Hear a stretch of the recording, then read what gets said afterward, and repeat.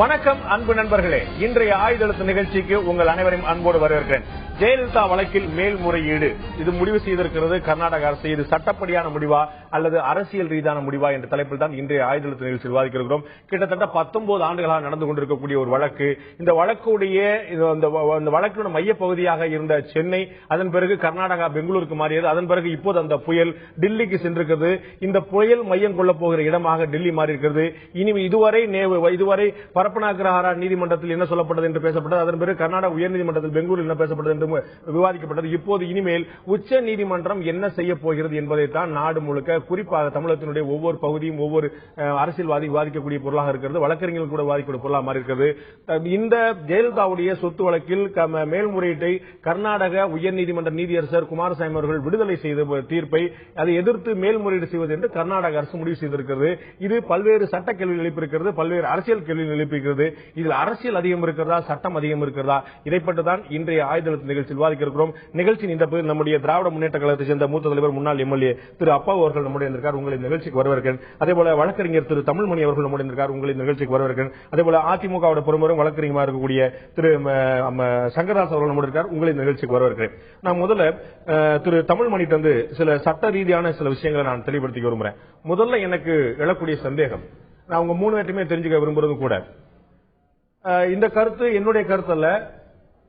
மூத்த வழக்கறிஞர், உச்சநீதிமன்ற வழக்கறிஞர் திரு KTS துல்சி எழுப்பியிருக்கக்கூடிய கேள்வி, கர்நாடக அரசும் கூட சட்டத்துறையிடம், அதனுடைய வழக்கறிஞரிடம், அட்வொகேட் ஜெனரல் கேட்கக்கூடிய கேள்வி.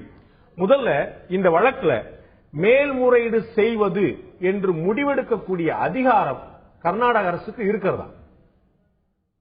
திரு தமிழ்மணி. இருக்கிறதா? எஸ்.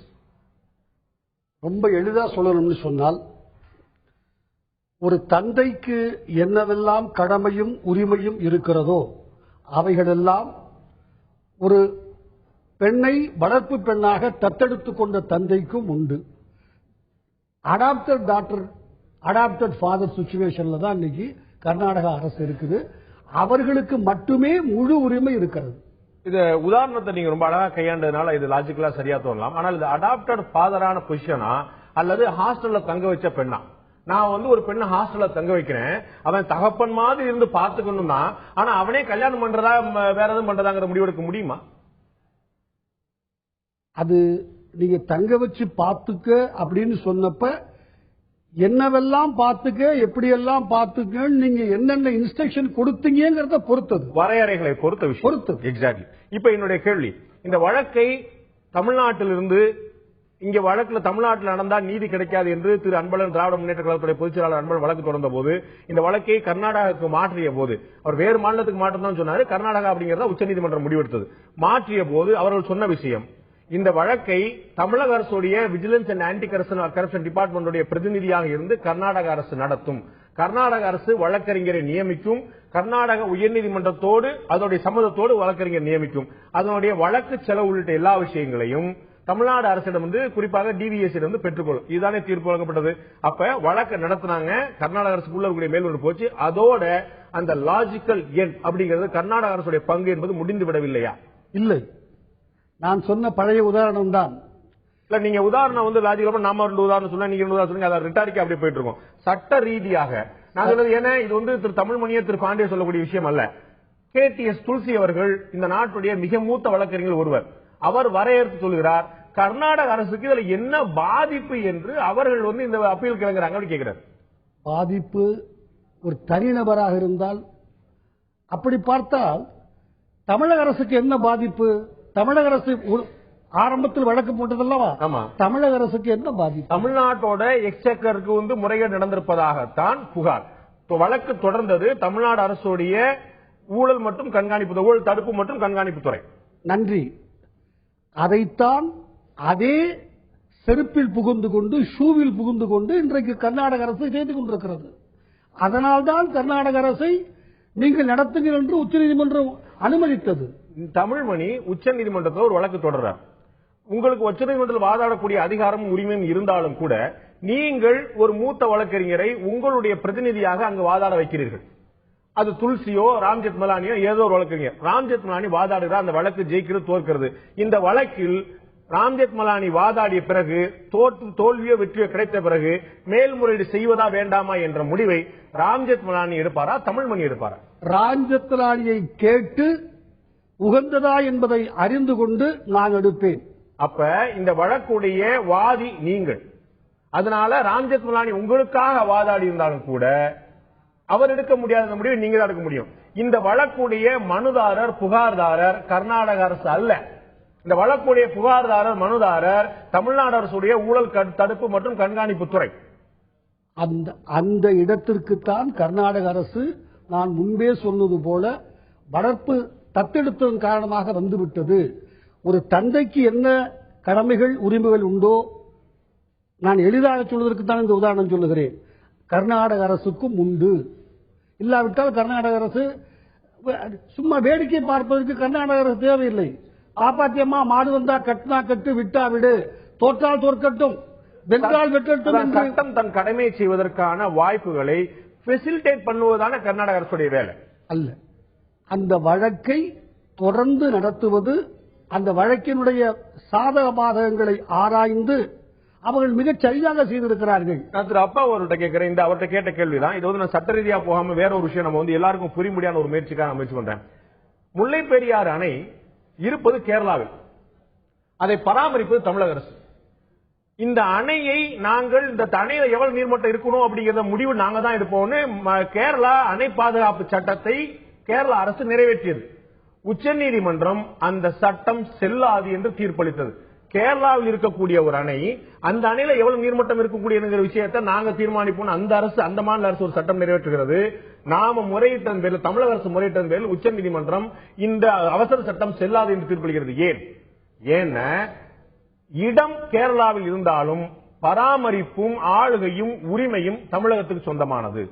அந்த லாஜிக் இதுல பொருந்தாதா? அதாவது நான் சொல்றேன், பொதுப்பணித்துறையில வந்து சில சட்டத்திட்டங்கள் இருக்கு. இதுல பயனாளி யாரு? தமிழ்நாடு. அதனால முழு உரிமைதாரர். பயனாளி மட்டுமல்ல, பயனாளி எல்லாம் உரிமைதாரர் ஆயிட முடியாது. நம்ம சட்டம் பேசிட்டு இருக்கிறோம். பயனாளியும் மட்டும் இல்ல, அந்த இது கெட்டினது இந்த பகுதிக்காக கட்டப்பட்டது, அது வேற விஷயம். விஷயத்தை நம்ம திசை திரும்ப. இதோட சிம்பிளா நான் சொல்றேன், ஒரு வழக்கு நடக்கு, ஒரு காவல் நிலையத்துக்கு உட்பட்ட வழக்கு. அந்த காவல்துறை நடவடிக்கை எடுக்க அந்த இன்ஸ்பெக்டர், டிஎஸ்பி, எஸ்பி நடவடிக்கை எடுக்காங்க. சரியா எடுக்கல அப்படின்னு சொன்ன உடனே அதை சிபிசிஐடிக்கு மாத்துறாங்க.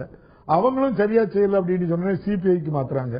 அப்ப உடனே கேட்கிறாள், சிபிஐ நீ டெல்லியில இருக்கா, இது பணகுடியில நடந்த சம்பவத்துக்கு நீ எதுக்குப்பா பண்ற அப்படின்னு சொல்லி கேட்கிற மாதிரி இருக்கு. நீங்க உங்களுடைய லாஜிக்ல ஒரு சிறிய பிழை இருக்கிறதா நான் கருதுறேன். நான் சொல்றேன் உங்கள்கிட்ட, லோக்கல் கிரைம் போலீஸோ, சிபிசிஐடி போலீஸோ, சிபிஐ போலீஸோ வழக்கு மாற்றப்படும் போது விசாரணை அதிகாரியே மாறுகிறார்கள். ஐஓன்னு சொல்லுவாங்க. இந்த ஒரு வழக்கை பொறுத்தவரை தமிழ்மணி சார் கரெக்டா சொன்னா, நான் சொல்ல சரியா இருந்தா அவர் சொல்லுவார் நினைக்கிறேன். இன்வெஸ்டிகேஷன் ஆபீசர் வந்து அவரே மாறிவிடுகிறார். இந்த கேஸை பொறுத்தவரைக்கும் இன்வெஸ்டிகேஷன் ஆபீசர் மாறவில்லை. நல்லம்மா நாயுடு தான் பண்ணிட்டு இருந்தாரு, துக்கையாண்டி தான் முடிவெடுத்தாரு. இப்ப வந்து டிஜிபி ஓய்வு பெற்றிருக்கக்கூடியவர்கள் தான் வந்து முழுமையான ஆலோசனை வந்தார். இவங்க தான் முழுக்க முழுக்க தமிழ்நாடு அரசு தான் வழக்குடைய விசாரணை போக்கை முழுமையாக நடத்தியது. ஐஓ மாறல. அதாவது வழக்கு விசாரணை சரியில்லைன்னு சொன்னாக்கி விசாரணை அதிகாரியை மாத்த சொல்லுவாங்க. இது விசாரணை சரியா நடந்து வழக்கு நீதிமன்றத்தில் நடந்துகிட்டு இருக்கும்போது 2001 ஆட்சி மாற்றம் ஏற்பட்ட பிறகு ஆட்சியில் அதிகாரத்தில் இருந்தவரும் குற்றவாளியும் சாட்சிகளும் ஒன்றாக இணைந்து பிறர் சாட்சியாக 79 பேர் வந்ததுனால இங்க நியாயம் கிடைக்காதுன்னு சொல்லி அப்படியே போய் உச்சநீதிமன்றம் போனோடனே உச்சநீதிமன்றம் என்ன செய்யும் அப்படின்னு சொன்னா, நான் முடிச்சிருந்தேன், எந்த நீதிமன்றத்துக்கு இதை அனுப்புனா, எந்த ஸ்டேட்டுக்கு அனுப்புனா பாரபட்சம் இல்லாமல் நியாயமாக நீதி கிடைக்கும் சொல்லி கர்நாடக நீதிமன்றத்தை நம்பி, அப்ப தமிழ்நாடு நீதிமன்றத்தை நம்பலையா? நம்பாமதானே அங்க எடுத்திருக்க போட்டிருக்காங்க. என்ன நீங்க சொல்றீங்க?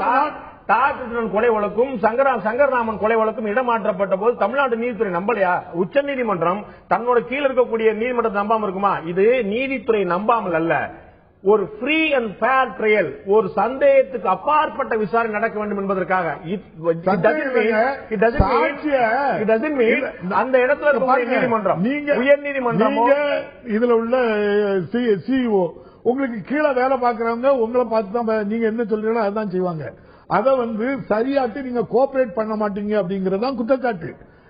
சாட்சி ஒழுங்கா வந்து சொல்ல வரேன். இந்த வழக்கு விசாரணை இல்ல, வழக்கோடைய விசாரணை வேறு மாநிலத்துக்கு மாற்றியதற்கான காரணம் சென்னை உயர்நீதிமன்றத்தின் மீதான நம்பகத்தன்மை கிடையாது, சந்தேகத்தன்மை கிடையாது.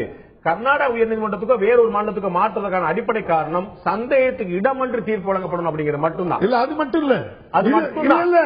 வழக்கை நடத்தக்கூடிய லஞ்ச ஒழிப்புத்துறை ஆட்சியில் இருக்கவங்க பின்னால நின்று அவங்க சொன்னதை செயல்பட்டு பிற சாட்சியா மாத்திட்டு இருக்காங்க. வழக்கு தவறான நிலைக்கு பேரிட்டு இருக்குங்கிறத ஆணித்தரமாட்ட ஆவணங்களோடு சொன்னதுனால்தான் உச்ச நீதிமன்றம் நீங்க நடத்துங்கன்னு சொல்லி எப்படி ஒரு வழக்கு இல்ல நீங்க சொன்ன மாதிரி ஒரு விசாரணை அதிகாரி சரியில்லைன்னா எப்படி சிபிஐக்கு மாற்றாங்களோ அதே போல ஒரு அரசு சரியாக நீதித்துறைக்கு ஒத்துழைப்பு கொடுக்கலங்கிற காரணத்தினால நீதித்துறை சூமோட்டாவும் அரசும் இணைந்து இதுல அவங்களுக்கு விருப்பு வெறுப்பு இல்லாம எங்க போனா இது நடக்கும்னு சொல்லி மாத்திருக்கே தவிர இல்ல வேற ஒன்று. நீங்க சொன்ன போல ஐஓ மேல சந்தேகம் இருக்கலாம், நீதிமன்றத்துக்கு மறுக்கலாம். ஆனா தமிழக சென்னை நீதிமன்றத்தின் மீது எந்த சந்தேகம் கிடையாது நான் பதிவு பண்றதுக்காக சொன்னேன். திரு தமிழ்மணி நீங்க குறிக்கிட ஒரு மணிங்க அது என்ன சின்ன திருத்தம் என்ன சொன்னா எத்தனை அடி கட்டலாம் எத்தனை அடி கட்டக்கூடாதுங்கிறது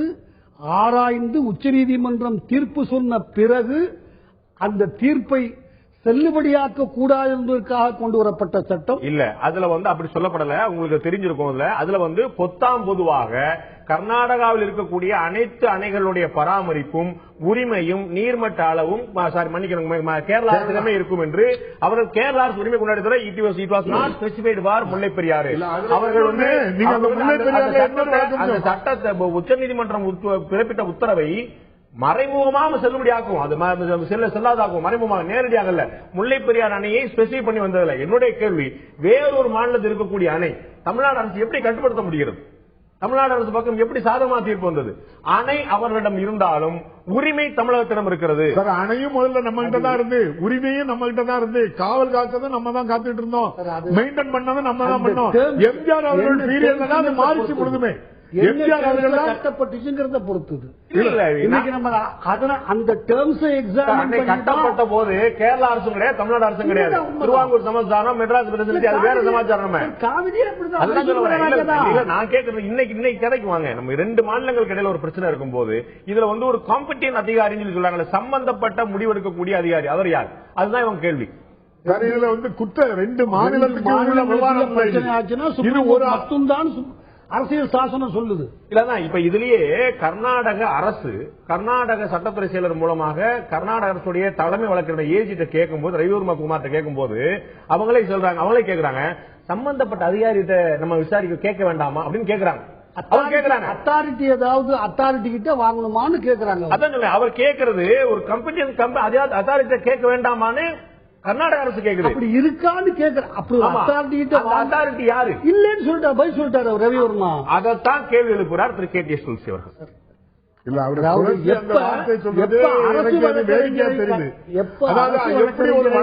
தமிழ்நாடு நியமிக்க கூடாது, கர்நாடகா நியமிக்கலாம்னு பக்கம் பக்கமா பல விஷயங்களை ஆராய்ச்சி செய்து தீர்ப்பு சொல்லிட்டாங்களோ அந்த தீர்ப்பை ஏத்துக்கிட்டு தான் நம்ம அடுத்த ஸ்டேஜுக்கு போகணுமே தவிர அந்த தீர்ப்பு தப்புன்னு தொடர்ச்சி அல்ல ஆண்டவனும் சொல்ல முடியும். இல்ல உச்ச நீதிமன்ற தீர்ப்பு பற்றி யாரும் கேள்வி எழுப்பல. நீங்க உச்ச நீதிமன்றம் சொன்னது கர்நாடக அரசுக்குள்ள இந்த வழக்கு நடக்கிறது பற்றி. அவர் என்ன கேட்கிறாரு, ஒரு ஆளுக்கு ஒரு இழப்பு ஏற்பட்டுச்சுன்னா மேல்முறையீடு, இப்ப திமுக மேல்முறையீடு போலாமான்னு யாரும் கேட்கல. ஏன்னா திமுக இந்த வழக்குடைய புகார்தாரா இல்லாட்டாலும் கூட இந்த வழக்கு நியாயமா நடக்காது என்ற சந்தேகத்தை எழுப்பி அவர்கள் தீர்ப்பை பெற்றார்கள். இப்போது கூட பவானி சிங் வழக்குல அவர்கள் தான் வெற்றி பெற்றார்கள். அவங்களுடைய சந்தேகத்தை, அவங்களுடைய உரிமை யாரும் கேள்வி எழுப்பல. சுப்பிரமணியசாமியோட உரிமை யாரும் கேள்வி எழுப்பல. உச்சநீதிமன்றம் உத்தரவாதப்படுத்தியிருக்கு, நாங்க தேவைப்பட்ட அவனை பயன்படுத்துகிறோம் சொல்லிட்டு. ஆனால் என்னுடைய கேள்வி சுப்பிரமணியசாமி பற்றியதுமல்ல, திமுக பற்றியதும். என்னுடைய கேள்வி கர்நாடக அரசு பற்றியது. வழக்கறிஞரை நியமிக்கிற அதிகாரம் தமிழகத்திற்கு எப்போது இல்லை என்று உறுதியாக சொன்னார்களோ அதே நாணயத்தினுடைய அடுத்த பக்கம்தான் மேல்முறையீடு செய்வதும் என்பதை நாம் அடிப்படையை உணர்ந்து கொள்ள வேண்டும். துளசி கேட்கிறார் என்பதற்காக நாம் சட்டத்தை மாற்ற இயலாது. எப்போது அரசு வழக்கறிஞரை தமிழ்நாடு நியமித்தது தவறு, உங்களுக்கு அதிகாரம் இல்லை, கர்நாடகா நியமித்திருக்க வேண்டும், அவர்கள் தான் நியமிக்க வேண்டும் என்று சொன்ன பிறகு அடுத்த ஆன்சிலரி ரைட்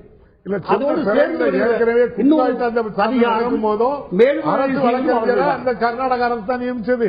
மேல்முறையீடுக்கு வந்ததுக்கு அப்புறமும் கடைசியில் அந்த பிரச்சனை எல்லாம் உங்களுக்கு தெரியாது, உள்ள போகல. கர்நாடக அரசு தான் ஆச்சாரியாவை நியமிச்சது. அதுக்கப்புறம் தான் தீர்ப்பு எழுத சொல்லி உச்சநீதிமன்றம் லார்ஜர் பெஞ்சிலே சொன்னாங்க. அது அதனால அவங்க நீங்க இதை சார்த்தி நடவடிக்கை எடுக்கீங்கன்னா நடுநிலையோட இருப்பீங்க அப்படிங்கறதுக்காக அவங்ககிட்ட சொல்லியிருக்கு. அவங்க மேல்முறையீடு செய்வதற்கு முழு அதிகாரம் அவங்களுக்கு இருக்கு.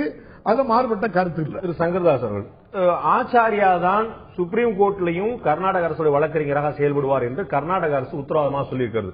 இது அதிமுகவுடைய பொதுச் செயலாளர் தமிழக முதலமைச்சர் ஜெயலலிதாவுக்கு ஒரு பின்னடைவாக நீங்க பார்க்கிறீங்களா? ஆச்சாரியா தன்னுடைய சுயசரிதையில் எவ்வளவு துன்பங்களை இந்த வழக்கை கையாண்ட போது எதிர்கொண்டார் என்று வெளிப்படையாக எழுதியிருக்கிறார். அது cause of action from Tamil Nadu, FIR from Tamil Nadu இந்த கேஸை பொறுத்த வரைக்கும். ஆனா சுப்ரீம் கோர்ட் டைரக்ஷன்ல இந்த முதல்ல கீழமை நீதிமன்றமாக இருந்தாலும் சரி, இப்போ ஹைகோர்ட்ல நடந்த உயர்நீதிமன்ற நீதிமன்றமாக இருந்தாலும் ஜுடிஷியல் ப்ராசஸ் போயிட்டு இருந்தது.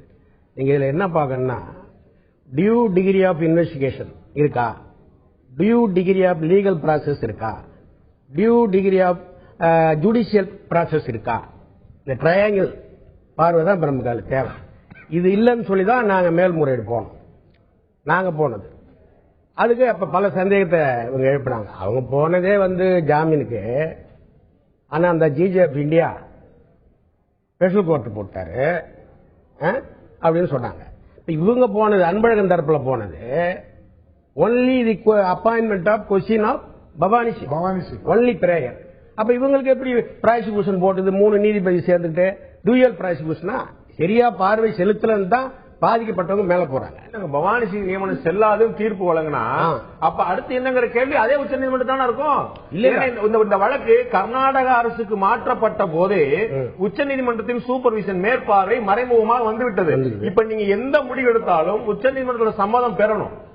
அதனாலதான் சம்மதம் பெற்றாங்க. இப்ப கர்நாடக அரசு சுப்ரீம் கோர்ட் 3 நீதிபதி சம்மதம் பெற்ற தப்பு சொல்ல பவானி சிங் நியமனம் செல்லான்னு சொல்லிட்டாங்க. சரி, அப்ப அடுத்து சொல்லல இவங்க கேட்காத பிரேயர் கொடுத்தாங்களா இல்லையா? அதுக்கு வர கேட்காத பிரேயர் கொடுத்தா நாங்க கேட்காத பிரேயரா சீஃப் ஆஃப் இந்தியா கொடுத்தாருன்னு எப்படி எழுதுறீங்க முறை சொல்ல?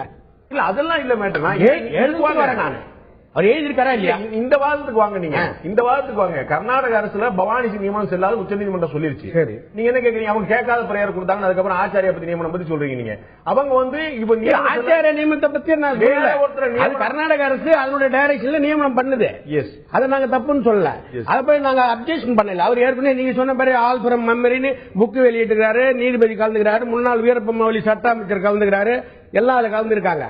அவர் தான் மறுபடியும் இவங்க ஜீவோ போட்டு போடுவாங்க. இப்படி போட்டதான் ஒரு மூத்த வழக்கறிஞர் சொல்றாரு. இவர் போனா கூட இவர் அவங்க கூட்டு கேட்டாதான் பதில் சொல்ல முடியும், இவரே போய் சொல்லிக்க முடியாது. அதாவது சுப்ரீம் கோர்ட்டுடைய டைரக்ஷன் அது வந்தாதான் அவர் செய்ய முடியும், மூத்த வழக்கறிஞர் சொல்றாரு. இப்ப நாங்களும் சும்மா இருக்க மாட்டோம். ஏற்கனவே சரி நீதிமன்றத்தை கூட பிரச்சனை வேணா நாங்க இருக்கோம். இவர் எங்க பேர்ல புக் எழுதுவார், நாங்க பார்த்து சும்மா இருப்போமா? என் புக்கான உரிமை நீங்க கட்டி படிக்க முடியுமா? இல்ல, அப்ப இப்படி அன்பயாஸ்டா ஒரு ப்ரொசீடிங்கா இருக்காது. அன்பயாஸ் இல்ல சார், அவர் பயாஸ்டா இருக்காரு. இல்ல இல்ல, அவர் பயாஸ்டா இருக்காரு சார். அவர் என்ன நிலைப்பாடு அவர் நீதிமன்றத்தில் எடுத்தாரோ அந்த நிலைப்பாடு தான் புத்தகத்தில் எடுத்திருக்கிறாரு. நீங்க முரண்பட்டு இருந்தா அவர் கான்ஃபிளிக்ட் ஆஃப் இன்ட்ரெஸ்ட் சொல்லி சொல்லலாம். அவர் ரொம்ப தெளிவா புத்தகத்தில் எழுதுனதான் வாதாடினாரு தான் புத்தகத்தில் வச்சாரு. அவர் அதுல இருந்து முரண்படல. அவர் தாங்க 2004 பிப்ரவரியில இருந்து 2008 அக்டோபர் வரைக்கும் 8 வருஷம் இந்த கேஸ பட்டாரு. வரி வரியா படிச்சாரு, வார்த்தை வார்த்தையா படிச்சாரு. எனக்கு டைம் பத்தலன்னாரு. அவருக்கு டைம் பத்தல. பவானி சிங் 1 வருஷம் இருந்தாரு. அதுக்கப்புறம் வாதாடுனதெல்லாம் நீங்க கணக்குல சேர்க்க மாட்டீங்களா? இது அரசியலா சட்டமா என்று இன்னொரு முக்கியமான கேள்வி நான் பிரதானம் எழுந்திருக்கிறேன். இதுல முக்கியமான விஷயத்தை பார்க்க கர்நாடக அரசு பவானி சிங்கை அரசு வழக்கறிஞராக நியமித்து தமிழகத்துடைய ஊழல் தடுப்பு மற்றும் கண்காணிப்புத்துறை நியமித்து வழக்கை நடத்தி கொண்டிருந்த போது வேடிக்கை பார்த்துக் கொண்டிருந்த கர்நாடக அரசு இப்போது சொல்கிறது இந்த வழக்கில் நம் லாஜிக்கல் எண்டாக இருக்கக்கூடிய உச்சநீதிமன்றத்தை மேல்முறையீடு செய்யவில்லை என்றால் இது நீதிக்கே ஏற்பட்ட அநீதியாகவும் உச்சநீதிமன்றம் மீது வைத்த நம்பிக்கை சீர்குலைப்பதாகும் என்று அவ்வளவு தூரம் நீதியில் அக்கறை கொண்டிருக்கக்கூடிய கர்நாடக அரசு ஏன் பவானி சிங் நியமனத்தின் போது வாய் மூடி மௌனியாக கிடந்த உச்சநீதிமன்றம் உத்தரவிடும் வரை ஜெயலலிதாவுடைய வழக்கில் மேல்முறையீடு சட்டப்படியான நடவடிக்கையா அல்லது அரசியல் விளைவா என்ற தலைப்பில் இன்றைய ஆயுதத்தில் நிகழ்ச்சி விவாதித்துக் கொண்டிருக்கோம். இந்நிலையில் நம்முடைய நிகழ்ச்சி இந்த நம்முடைய மூத்த வழக்கறிஞர் திரு நடராஜன் அவர்கள் நம்முடைய உங்களை நிகழ்ச்சிக்கு வரவேற்கிறேன். நான் உங்கள்ட்ட அந்த கேள்வி இடைவெளிக்கு முன்னாடி இங்கே நண்பர்கள்ட்ட கேட்ட கேள்வி தான் உங்கள்ட்ட முதல் கேள்வி வைக்க விரும்புகிறேன். இந்த வழக்கில் மேல்முறையீடு செய்வதற்கு என்று கர்நாடக அமைச்சரை முடிவு செய்திருக்கிறது. இதை கர்நாடக அரசுடைய தலைமை வழக்கறிஞரும் அந்த அரசு சார்பாக வாதாடி அரசு வழக்கறிஞரும் ஏற்றுக்கொண்டிருக்கிறார்கள், வரவேற்றிருக்கிறார்கள். ஆனால் மூத்த வழக்கறிஞர் திரு KTS துல்சி அவர்கள் இந்த வழக்கில் மேல்முறையீடு செய்வதற்கான அதிகாரமே கர்நாடக அரசுக்கு இல்லை என்று சொல்லியிருக்கிறார். உங்களுடைய பார்வை ஒரு மூத்த வழக்கறிஞராக திரு நடராஜன். அதாவது இந்த வழக்கு ஏற்கனவே டிரான்ஸ்பர் சுப்ரீம் கோர்ட்ல ஃபைல் பண்ணும்போது அப்போ கர்நாடக அரசினுடைய சார்பில் ஆஜரான வழக்கறிஞர்கள் கர்நாடக அரசினுடைய கருத்தை அபிடவிட் மூலமாக தாக்கல் செய்திருப்பார்கள். அவ்வாறு தாக்கல் செய்ததில் அவர்கள் இந்த வழக்கு பற்றி என்ன முடிவு செய்திருக்கிறார்கள் என்பது ஒரு முக்கியமான விஷயம். அதை பொறுத்துத்தான் இப்பொழுது அவர்கள் ஏற்கனவே அபிடவிட்டில் என்ன சொல்லியிருக்கிறாங்களோ அதன்படிதான் இப்பொழுது அவர்கள் நடக்க முடியும். ஜூட்சி அவர்கள் சொன்னது அவர்கள் கர்நாடக அரசு தாக்கல் செய்வதற்கு சட்டப்படி அவர்களுக்கு அதிகாரம் இல்லை என்று சொல்லியிருக்கிறார்களா அல்லது வழக்குல எந்த விதமான பாயிண்ட்ஸும் இல்ல அப்படின்னு சொல்லியிருக்கிறார்களா அப்படிங்கறத பொறுத்தான் பதில் சொல்ல முடியும். இல்ல அவர் கர்நாடக அரசுக்கு மேல்முறையீடு செய்வதற்கான உரிமை இல்லை என்று சொல்லியிருக்கார். தார்மீக உரிமை, சட்டப்படியான உரிமை இல்லை. அவர்கள் எதையும் இழக்கவில்லை. அவர்கள் அக்ரிவிட் பார்ட்டி கிடையாது. அதனால அவர்கள் வழக்கில் மேல்முறையீடு செய்ய வேண்டிய அவசியம் சட்டப்படியே இல்லைன்னு சொல்றார். அது டிபேட்டபிள் சப்ஜெக்ட். இது சுப்ரீம் கோர்ட் தான் முடிவு பண்ண முடியும். ஏன்னா இது மாதிரியான வழக்குகள்லாம் லட்சத்துல ஒண்ணுதான். இந்த மாதிரி வழக்குகள்ல இது போன்ற பிரச்சனைகள் உருவாகுது. அதனால இதற்கு முன்னாடி ஏற்கனவே இந்த மாதிரி கேசஸ்ல சுப்ரீம் கோர்ட்னால ஏதாவது டிசிஷன் கொடுக்கப்பட்டிருக்கிறதா, கேஸ் லாஸ் இருக்கிறதா அப்படின்னா அது அதிகமா இருக்காது. இதுல என்னன்னா நாம ஆய்வு செய்து பார்த்த வரையில இது போன்ற வேறு மாநிலங்களுக்கு மாற்றப்பட்ட வழக்குகள்ல அந்த சம்பந்தப்பட்ட மாநிலம் மேல்முறையீடு செய்ததே இல்லை. இதுதான் முதல் முறை அப்படிங்கறதா நாம செய்த ஆய்வுல கிடைத்த ஒரு தகவல் 100% உண்மையா இருக்கக்கூடிய வாய்ப்பு இருக்கிறது. ஏதாவது கவனக்குறைவான பிழைகள் இருக்கலாம். அந்த வழக்குடைய ஐஓ ஒட்டுமொத்தமாக மாற்றப்பட்டிருக்கலாம். ஆனால் வழக்கு வேறு மாநிலத்துக்கு மாற்றப்பட்ட பிறகு மேல்முறையீடு செய்யக்கூடிய முதல் நடைமுறையாக கர்நாடக அரசுடைய முடிவு இருந்திருக்கிறது.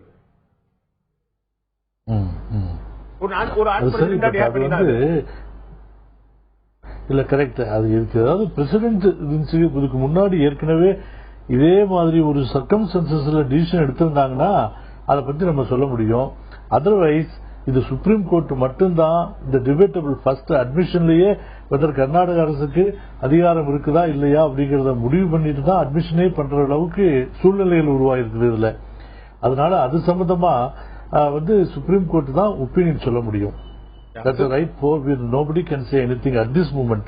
திரு சங்கராஜ் கேட்க விரும்புறேன். எல்லாருக்குமே அடிப்படையில சாதாரணமா தெரியக்கூடிய விஷயம் அந்த 852ஆம் பக்கம். அந்த பக்கத்துல அவர் டோட்டல் டிரைவ் பண்ணி வரும்போது ஒரு பிழை இருக்குங்கிறது தெரியும். 914ஆம் பக்கத்துல இறுதி தீர்ப்பு வழங்கும்போது சொல்றாரு வருமானம் இவ்வளவு இருக்கு, செலவு இவ்வளவு இருக்கு, அதனால இவ்வளவு இந்த தீர்ப்பு சொல்லி அந்த இதுதான் அந்த கணக்கு மட்டும்தான் முன்னிறுத்தி சொல்றாரு. அந்த வருமானத்தை கணக்கிடும் போது சரியா கணக்கிறாரு, செலவுகளை கணக்கிடும் போது அவர்களுக்கு கடன் தொகையெல்லாம் கணக்கிடும் போது டோட்டல்ல மிஸ்டேக் இருக்கு அந்த 852ஆம் பக்கத்துல. இது செல்லாதுன்னு கர்நாடக அரசு வழக்கறிஞர்ல இருந்து தலைமை வழக்கறிஞர் திராவிட முன்னேற்ற கழக தலைவர் வரைக்கும் அத்தனை பேருக்கும் தெள்ள தெளிவா உள்ளங்கை நெல்லிக்கனி போல தெரியக்கூடிய ஒரு விஷயம். அப்ப இது உச்சநீதிமன்றம் சென்றால் இது எப்படி தாங்கும் நீங்க நினைக்கிறீங்க? ஒரு உதாரணத்தை சொல்றேன். பாண்டிச்சேரியில எங்க ரிலேஷன் ஒருத்தர் ஒரு பொண்ணு லவ் பண்ணி பாண்டிச்சேரியில இருந்து பிரான்ஸுக்கு போயிட்டாரு. நீங்க திரு தமிழ்மணி மாதிரி வேற ஏதோ கம்பேர் பண்ணி சொல்றேன். போயிட்டாரு. ஆனா அங்க போய் அந்த பொண்ணை கை விடவும் பொண்ணு வீட்டுக்கார பிரச்சனை எடுத்தாங்க. இவர் சொந்த பேர்ல போல வேற பேர்ல போயிட்டாரு. அதனால அவரை சிபிஐக்கு அந்த கேஸ் போய் அவர் அரெஸ்ட் பண்ண வந்துட்டு அவங்க அப்பா எல்லாரும் A1 A2 சேர்த்துட்டாங்க. ஆனா அவன் 10 வருஷம் ஆச்சு அங்க போய் பிரான்ஸ் குடியுரிமை ஆயிட்டான். நம்ம போலீஸ் போய் அவளை சீக்கிரத்தில் பிடிக்க முடியாது. ஆனா இவருக்கு ஆன்டிசிபேட்டர் பெயில் வாங்கியிருந்தோம்.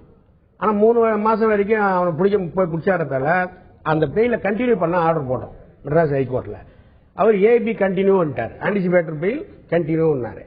அப்புறம் சிபிஐ கோர்ட்ல போய் நின்று எக்ஸிக்யூட் பண்ணி மறுபடியும் நீங்க வெளியே வரணும். சில என்ன சொன்னார்னா பாண்டிச்சேரி சிஜேஎம் கோர்ட்ல போய் ஆஜராகி மறுபடியும் நீ அங்க இது பண்ணி எக்ஸிக்யூட் பண்ணி பெயில வரணும். ஒரே குழப்பமாயி போச்சு. மறுபடியும் அவர்கிட்ட சிஆர்பிசி 360 மாடிபிகேஷன் போட்டு அப்புறம் இதை கிளியர் பண்ணிட்டாரு. நீங்க இங்க தேவையில்லை, சிபிஐ கோர்ட்டுக்கு போத்தவல பாண்டிச்சேரி கோர்ட்லயே ஆஜராகும். உங்களுக்கு தெரியும்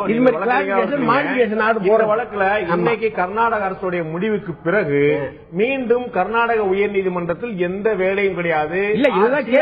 சிஆர்பிசி 362 எந்த பங்களிப்பும் இனிமேல் கிடையாது. நேற்று வரைக்கும் இனிமேல் கர்நாடக போவே இல்லை. அப்பீல் தான் சொல்றாங்களா ஒழிய ஒரு 1000 பக்கம் காவிரி ட்ரிபியூனலோ இல்ல முல்லை பெரியார் இஷ்யூ ஒரு நீதிபதி வந்து ஒரு நோட்ஸ் கொடுக்குறாரு, ஷார்ட் நோட்ஸ் கொடுக்குறாருன்னா அதுல வந்து ஃபிகர் தப்பு வர்றது, வார்த்தைகள் தப்பு வர்றது இதெல்லாம் இருக்கும். ஒரு நிமிஷம், அது வந்து வெறும் கணக்கு பிழை மட்டும் கிடையாது, எழுத்து பிழை மட்டும் கிடையாது. ஒரு 10 கோடி உள்ள சேர்த்துட்டீங்கன்னா கணக்கு சரியா வந்துடும் அப்படிங்கிற பிசினஸ் கிடையாது. அது சேர்த்துனா எங்க இருந்து அந்த 10 கோடி வருங்கிற கணக்கை நீங்க காட்டணும். 252 பக்கத்தில் சொல்லப்பட்ட தொகை வந்து ஒரு சைவர் சேர்த்துட்டீங்கன்னா சரியா போயிடும். அந்த சைவர் சேர்க்கிறது கிடையாது, ஸ்பெல்லிங் மிஸ்டேக் மட்டுமே கிடையாது, டைப்போ மிஸ்டேக் கிடையாது. இந்த சைவர் எப்படி சேர்க்கப்படுறது முன்னாடி டெரைவ் பண்ணி காட்டணும். இதற்கு முந்தின பக்கங்கள் சொல்லப்பட்ட விஷயங்கள் அந்த தொகை இல்ல. அந்த வாய்ப்பை வந்து நீங்க நீதிபதி கிட்ட கேட்டாதான் சொல்லுவார். நீதிபதிக்கே போகாம நீங்க அப்பீல் போறீங்க. அப்பீல் போனாலும் நீதிபதி கிட்ட அந்த கருத்து வரதான் செய்ய எப்படி பண்ணாங்கன்னு சொல்லி. நீதிபதி கிட்ட யார் போவா? நீதிபதி தான் போகணும். இது தான் தப்பு இருக்காரு. உங்களுக்கு தெரியும் நீதியரசருக்கு இந்த விஷயம் தெரியாமல் இருந்திருக்காது. ஒரு நாள் கண்ணை திறந்து வெளியே பார்த்திருந்தாருன்னா டிவில பேப்பர்ல ஒரு கிசுகுசு எழுதக்கூடிய இடத்துல கூட எல்லா இடத்துலயும் வந்துட்டு நீதியரசர் குமாரசாமியோட தீர்ப்பு வந்து பிரபலமாகாத இடமே கிடையாது. அப்ப அவருக்கு தெரியாம இருக்காதா? இல்ல நீங்க தான் நெட்ல வந்ததுமே இதை ஆரம்பிச்சிட்டீங்களா? 150 முடிச்சு எப்படி அவுத்தீங்க, எப்படி போட்டீங்க? கணக்கு இருக்குதா இல்லையா அதை சொல்லுங்க. இல்ல சார், அது இருக்குதா இல்லையா? அது வந்து கிளரிக்கல் எரர் தான். கிளரிக்கல் எரர் எப்படி சொல்றீங்க? நீங்க கிளரிக்கல் நானும் ஒத்துக்கிறேன். சரி, எப்படி அதை எப்படி கொண்டு வந்தாரு?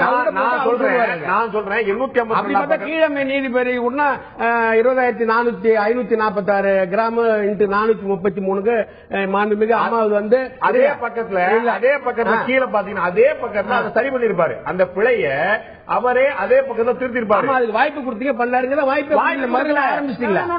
நீங்க சரியா புரிஞ்சுக்கணும். அந்த நீதிபதி குன்கா அவர்கள் தீர்ப்பு வழங்கும் போது தீர்ப்பு வழங்கின போதே செஞ்சுட்டாரு. தீர்ப்பு வழங்கி 360 கரெக்ஷன் பண்ண விஷயம் அல்ல அது. நீதி சொல்லும் போது மேல வந்து சைவர் விட்டு கணக்கு பண்ணிருக்காரு, கீழே வந்து சைவர் சேர்த்து கணக்கு பண்ணாரு. அவ்வளவுதான். அது அங்கேயே முடிச்சார். அந்த பக்கத்திலேயே அந்த சிக்கல் தீர்வு கிடைச்சிருச்சு. இங்க அப்படி இல்ல. இதுல வெறும் நீங்க கிளரிக்கல் மிஸ்டேக் தான், ஒரு டைப்போ எரர் தான் சொல்லி சொன்னீங்கன்னா கூட நீங்க முன்னாடி இந்த டெரைவ் பண்ணி காட்டணும்ல. சார் இந்த அமௌண்ட் எல்லாம் அவர் விட்டுட்டாரு, இதுல சேர்க்கணும். அந்த நம்பர் இல்லையே. அதையும் பண்ணிருக்காரு. இன்னும் சில இதுல வந்து ப்ராப்பர்ட்டி எடுத்துக்கினாரு, வருமானத்தை ஒரு கொடநாட்டில் எடுத்துக்கல. எல்லாத்தையுமே அவருடைய வியூ செலுத்துகிறாரு. 150 முடிச்சு எப்படி அவுத்தாருனார ஒன்னொன்னு மீட் அவுட் பண்ணிக்கிறாரு. இல்ல மீட் அவுட் கொண்டு வரல. கொடநாட்டை வந்து நீங்க வருமான லிஸ்ட் சேர்க்கலையே.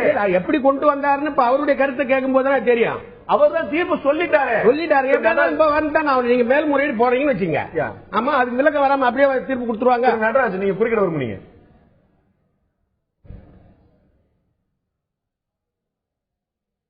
நடராஜன்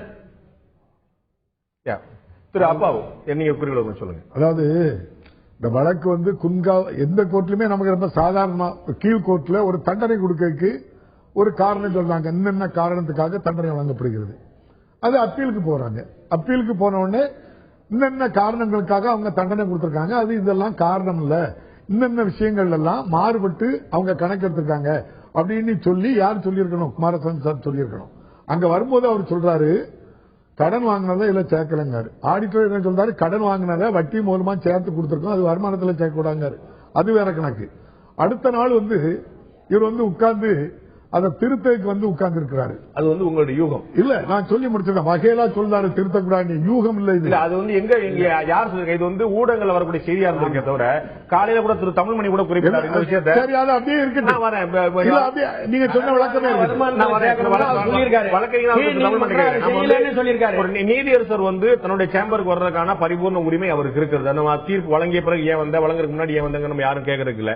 அவர் வந்ததும் சென்றதும் பேசியதும் தகவல் நமக்கு தெரியுமே தவிர சேம்பர்ல என்ன நடந்துச்சுங்கிறது தெரியும். ஆனா நீங்க காலையில் நீங்க சொல்லும் போது திரு அப்பாவு சொன்னது போலவே நீங்க சொன்னீங்க அவர் வந்தார், திருத்த முயன்றார், தலைமை நீதிபதி மறுத்த பிறகு கண்டித்த பிறகு அவர் வந்து வேண்டாம் விட்டு சொன்னார்.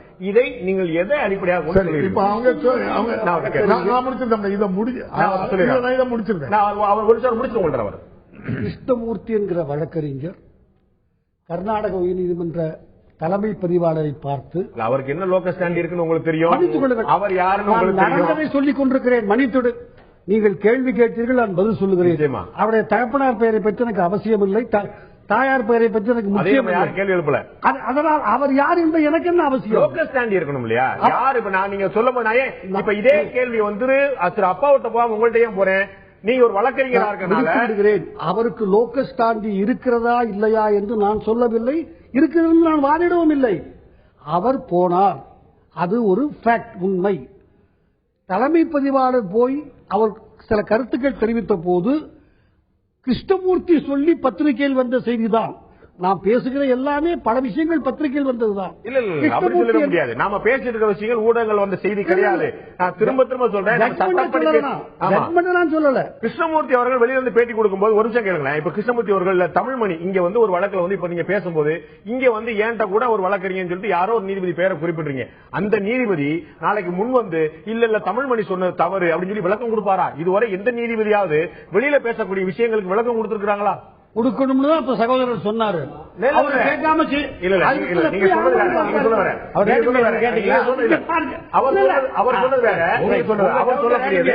அவர் சொல்லக்கூடியது நீதியரசர் குமாரசாமி தன்னுடைய தீர்ப்புல ஏதோ திருத்தம் வழக்கறிஞர் கிருஷ்ணமூர்த்தியுடைய கூற்றுக்கு நீதியரசர் வக்கேலாவோ நீதியரசர் கிருஷ்ணசாமியோ விளக்கம் குமாரசாமி விளக்கம் சொல்லுவாங்க. எப்படி எதிர்பார்க்கும்? அல்ல, அவர் குறிப்பிடுவது தலைமை நீதிபதியே அல்ல, நீதிபதியும் அல்ல, பதிவாளரை. எப்போதும் பதிவாளரை சந்தித்து ஒரு கருத்து சொல்லப்பட்டு பத்திரிகைகளுக்கு சொல்லப்பட்டால் பதிவாளர் ஆயிரக்கணக்கான முறை மறுப்பு தெரிவித்திருக்கிறார். நான் அப்படி சொல்லவில்லை என்று நூற்றுக்கணக்கான முறை தமிழ்நாட்டில் நடந்திருக்கிறது. எல்லா அதனால்தான் அவர் பதிவாளர். அவர் அட்மினிஸ்ட்ரேட்டிவ் ஹெட்டே தவிர ஜுடிஷியரி ஹெட் அல்ல. அதனால்தான் இவர் பதிவாளரை போய் பார்த்தார். இப்படி பதிவாளர் என்னிடம் சொன்னார் என்று பத்திரிகைக்கு பேட்டி கொடுத்தார். பதிவாளருக்கு அதை மறுக்கக்கூடிய கடமை இருக்கிறது. இன்று வரை அவர் மறுக்கப்படவில்லை. அது மறுக்கப்படாத காரணத்தால் அது சரி என்று நான் ஏற்றுக்கொள்கிறேன். இது மாதிரி ஒரு சம்பவம் நடந்துடக்கூடிய வாய்ப்பு இருக்கு. நீங்க இந்த வழக்குல அவர் ஆச்சாரியாவும் ரவிவர்மன் குமார் என்ன சொல்றாங்க அப்படின்னு சொன்னா, இந்த வழக்கை நம்ம வந்து மேல்முறையீடு பண்ணா நீதியை கொலை செய்த மாதிரி ஒரு தவறான முன்னுதாரணம் ஆயிடும். அதுக்கு காரணம் இந்த ஜட்ஜ்மெண்ட் சொல்லும் போது ஒரு விஷயத்தை எடுத்து ஜட்ஜ்மெண்ட் சொல்றாங்க.